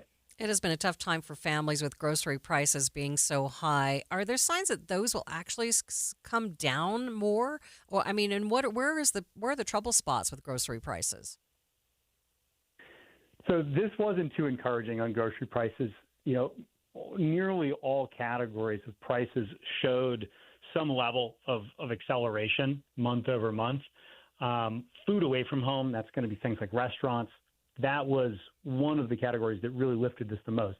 On an annual basis, that was growing at over 4%. Prices at the grocery store, whether it's baked goods, meats, poultry, fruits, vegetables, those are rising at a somewhat slower pace. And so people are still going to see rising prices at the grocery store. On a week-by-week basis, you're not going to be seeing prices rapidly change. This isn't going to be the type of inflation we had a few years ago, but it's still elevated. It's still rising far faster than we want it to. So that's something that we're going to have to be patient about. As inflation comes down, this will ease, but we're not there yet. Housing, rent prices are, among the top key factors for families as well. What are you seeing there?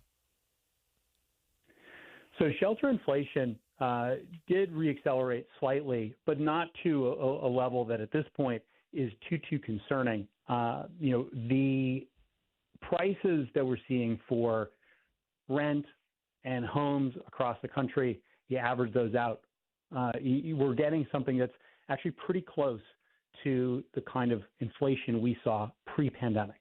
So we're normalizing. Now we're in a place where the rate of increase on housing is happening roughly where we were in if you average it out over the 3 years prior to the pandemic. So that's a good thing. But it still means that prices are going up. On average, that's something that is certainly still weighing on people. Prices accelerated so rapidly in the pandemic that they feel out of reach. And the fact that mortgage rates are elevated, it only compounds that problem. Stephen Cates is a financial analyst with Bankrate.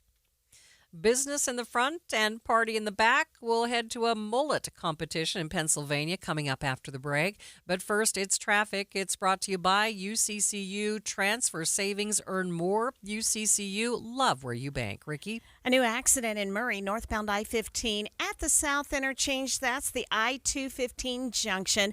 The vehicles are already out of traffic on the shoulder, and I don't think they're going to stay there long. We don't have any delay. Put your energy into the fight song. Not fighting for parking, you win when you take UTA to the game. Plan your trip at rideuta.com. Ricky Meese in the KSL Traffic Center. Don't miss the winter sale going on now at Dave's Bernina in Provo and St. George, featuring incredible pricing on new Bernina demo machines and floor models that come with full 5-year warranties and free classes. Save hundreds to thousands of dollars on all new Bernina machines, such as the next generation Bernina 325 model, $999. The Bernina 480 is only $2,499. Even the most advanced sewing machine in the world, the Bernina 990, is on sale. And 1.9% interest for up to 48 months on certain machines. Dave's Bernina just received a limited amount of school buybacks in excellent condition. Also, customer trade-ins. Both come with 2-year warranties. Take advantage of 25% off on all Bernina cabinets and furniture. Dave's Bernina, 691 East St. George Boulevard and 2017 North 550 West in Provo. Dave'sBernina.com. You still thinking job change in the new year? Yeah, I need something that's in high demand and more stable in this economy. IT? Yeah, cybersecurity, maybe even AI. That's what I did. Really? How? Went to My Computer Career. You don't need any prior experience, and you could start your new career in a matter of months. A lot of IT pros go to school there, too, to level up. Sweet. Are classes online or on campus? Both. Wow, I'll check it out. Thanks. Make this your year. Take the free career evaluation now at mycomputercareer.edu, an elite CompTIA certification partner. Financial aid is available to those who qualify, including VA benefits. Are you 50 or older? This news is for you. The CDC recommends you get vaccinated against pneumococcal pneumonia. Even if you're healthy, your age puts you at risk. People 50 or older are over 6 times more likely to be hospitalized with pneumococcal pneumonia compared to adults 18 to 49. Just one shot can help protect you. Learn more and schedule at vaxassist.com. That's VAXassist.com. Sponsored by Pfizer. I'm Jordan Wilcox, your Utah tax attorney.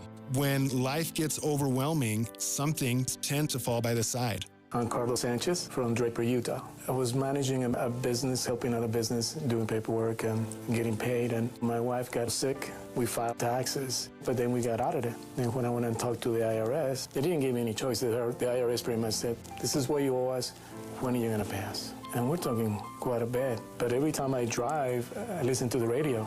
Jordan Wilcox. So I figure there's a reason this guy's on the radio. So I called him. Put an end to IRS collection and aggression today. The amount that the IRS came up with, close to $250,000, and the offer in compromise was about $7,600. That's it. This is Utah Tax Attorney Jordan Wilcox. Let's solve your IRS nightmare. Visit endtaxworry.com. Go for it. The outcome, it was worth it. I'm okay. endtaxworry.com. Respiratory virus season is quickly approaching, meaning we'll see more flu, COVID, and RSV in our community. The good news is vaccines are available that will help prevent these infections and keep people healthy. For flu and COVID, everyone aged 6 months and older are recommended to be vaccinated to help protect ourselves and our families against serious illness. Fall remains the best time to be vaccinated. Respiratory viruses circulate year-round, but peak late fall through winter. Your doctor can recommend which vaccines are best for you and your family. Brought to you by Intermountain Health and KSL News Radio. Every January, Duke's Jewelers celebrates another year serving the Springville community. And this year, they're doing it in a big way. It's the anniversary sale. And for 3 days only, January 22nd through 24th, all jewelry in the store is 50% off. That's right, half off everything in the case. Diamonds, gold, colored gemstones, signature pieces, everyday favorites. If it sparkles, it's on sale. And that's not all. For those dreaming up something one of a kind, special orders, custom design projects, and all watches are 25% off. Duke's Jewelers is proud to be a fourth-generation family-run business, and this sale is the Duke's way of saying thank you for supporting local, choosing Main Street, and trusting Duke's Jewelers with your most meaningful moments. But don't wait. These savings last just 3 days. January 22nd, 23rd, and 24th. Visit Duke's Jewelers on Main Street in Springville and shop the biggest sale of the entire year. Duke's Jewelers. Elevate every moment. Some exclusions apply. When it comes to vaping, the truth can get clouded. So let's make it clear. Vaping is not safe for youth. Because vaping can put microscopic particles into your lungs. And dangerous things like metals into your body. And nicotine, which can harm a person's brain development through their mid-20s. With appealing flavors, high nicotine levels, and lots of promotion on social media. Many kids think vaping is harmless, but it's not. So talk to your kids about the risks of vaping. Because when you talk, they hear you. Learn more at underagedrinking.samhsa.gov. This is Midday. I'm Maria Shilaos. An illicit affair publicized on social media thanks to a restaurant's marketing materials. It's bringing up new questions about privacy. Start here as Brad Milkey has more. You know what TikTok videos kind of bug me? Videos of someone else across the street or through a window commenting on what they're doing. Like, that person didn't consent to be in your video. Don't drag them into your dreams of becoming an influencer. Well, now a man is reportedly taking a business to court over a video he hadn't given permission to appear in. Who is this champion of privacy? Well, he's a guy who was spending the evening with a woman who wasn't his wife. Recently, the Times of London described the scene that took place in Sicily. A restaurant, like many small businesses, was making a TikTok video. They showed some quick shots of their dining room, one of which featured a man having dinner with a woman. The trouble came when that guy's wife saw the TikTok video. A local legal advocacy group called Kodakons got involved. They took his case, saying legally he was the victim here. They promised to sue the restaurant. And this is where the law can get kind of complicated. Like when you're on the street or in a public space, you don't have the reasonable expectation of privacy. Generally, if a news crew or a police investigation is documenting what they see and they get footage of you, sorry, that's just the price of being in public. But often, when people shoot movies or commercials, stuff for profit, they need to get permission from everyone on camera. European privacy laws are even more rigorous than those here. Kodakon says whether this was on TV or TikTok, make no mistake, this was an ad for a private business, and regardless of what you think of this guy's love life, his privacy was violated and it cost him. His wife left. We're less than 6 months out from the greatest caught-on-tape moment of all time, the Coldplay kiss cam. Oh, look at these two. All right, come on, you're okay? Oh, what? Either they're having an affair or they're just very shy. There were no legal issues there, since by buying a ticket, you do consent to have your image on screen. But as more companies create their own media, are they all going to start requiring that from us? Like, welcome to our restaurant, please see the host, and by the way, you're on camera. Or maybe our veterinary offices make great content, so either get on board or get your pet treated somewhere else. Of course, no matter how much money this guy manages to get from this restaurant in Catania, Sicily, he might not get his wife back. Just because you don't like what the cameras are catching doesn't mean they're not rolling. Nope, cameras are always watching. It was a big day for the mullet. You know, that haircut with the business in the front and party in the back. ABC's Danny New has more. So what you got, Rock? At the 110th Pennsylvania Farm Show this week, USA! USA! more than 1,000 turned out to take in its annual mullet contest. I think Pennsylvania is one of the best states that has mullets in their competition. Teenager Alex Booz here won the ages 13 to 18 category. My man right here, Alex. For a passion that came to him mysteriously. I couldn't tell you exactly why, but I just decided one day I wanted a mullet, and since then I've been growing it out to where it is now. The contestants were evaluated for their cut, presentation, and commitment, with 5 different age categories, including 5 and under. Drew, foot shoot, first place. Meanwhile, the ages 6 through 12 winners sealed the top prize with an homage. Knows not to mess with Sir Joseph Dirt. As he honored the 2001 comedy starring David Spade, Joe Dirt. We'll do crowd's choice. In fact, there was also a special award in honor of America's 250th birthday for the most patriotic participant. I'm assuming they all tied. Let's win this thing! And of course, there are mullet contests all across the land. I'm never gonna get rid of my mullet. A few years ago, I introduced you to Brody from Boston as he competed in the USA Mullet Championships. USA! USA! However, if you ask this week's teenage mullet champ about why the Keystone State's mullet is so special, I think Pennsylvania just goes big or goes home. All right, Jeff Kaplan is here, getting ready for Jeff Kaplan's afternoon news. Did you ever have a mullet when you were a kid? No, I didn't even have hair when mullets were, I go further back. I had a perm once. My husband convinced his dad to, with the razor, make a big B on the back of his head. For what? So, just for his name, Bob. It was okay. So he shaved his head and then just had this big B on the back of his Everybody head. knew who he was. Youth. That's all. Have a great afternoon. Jeff Kaplan's afternoon news is next.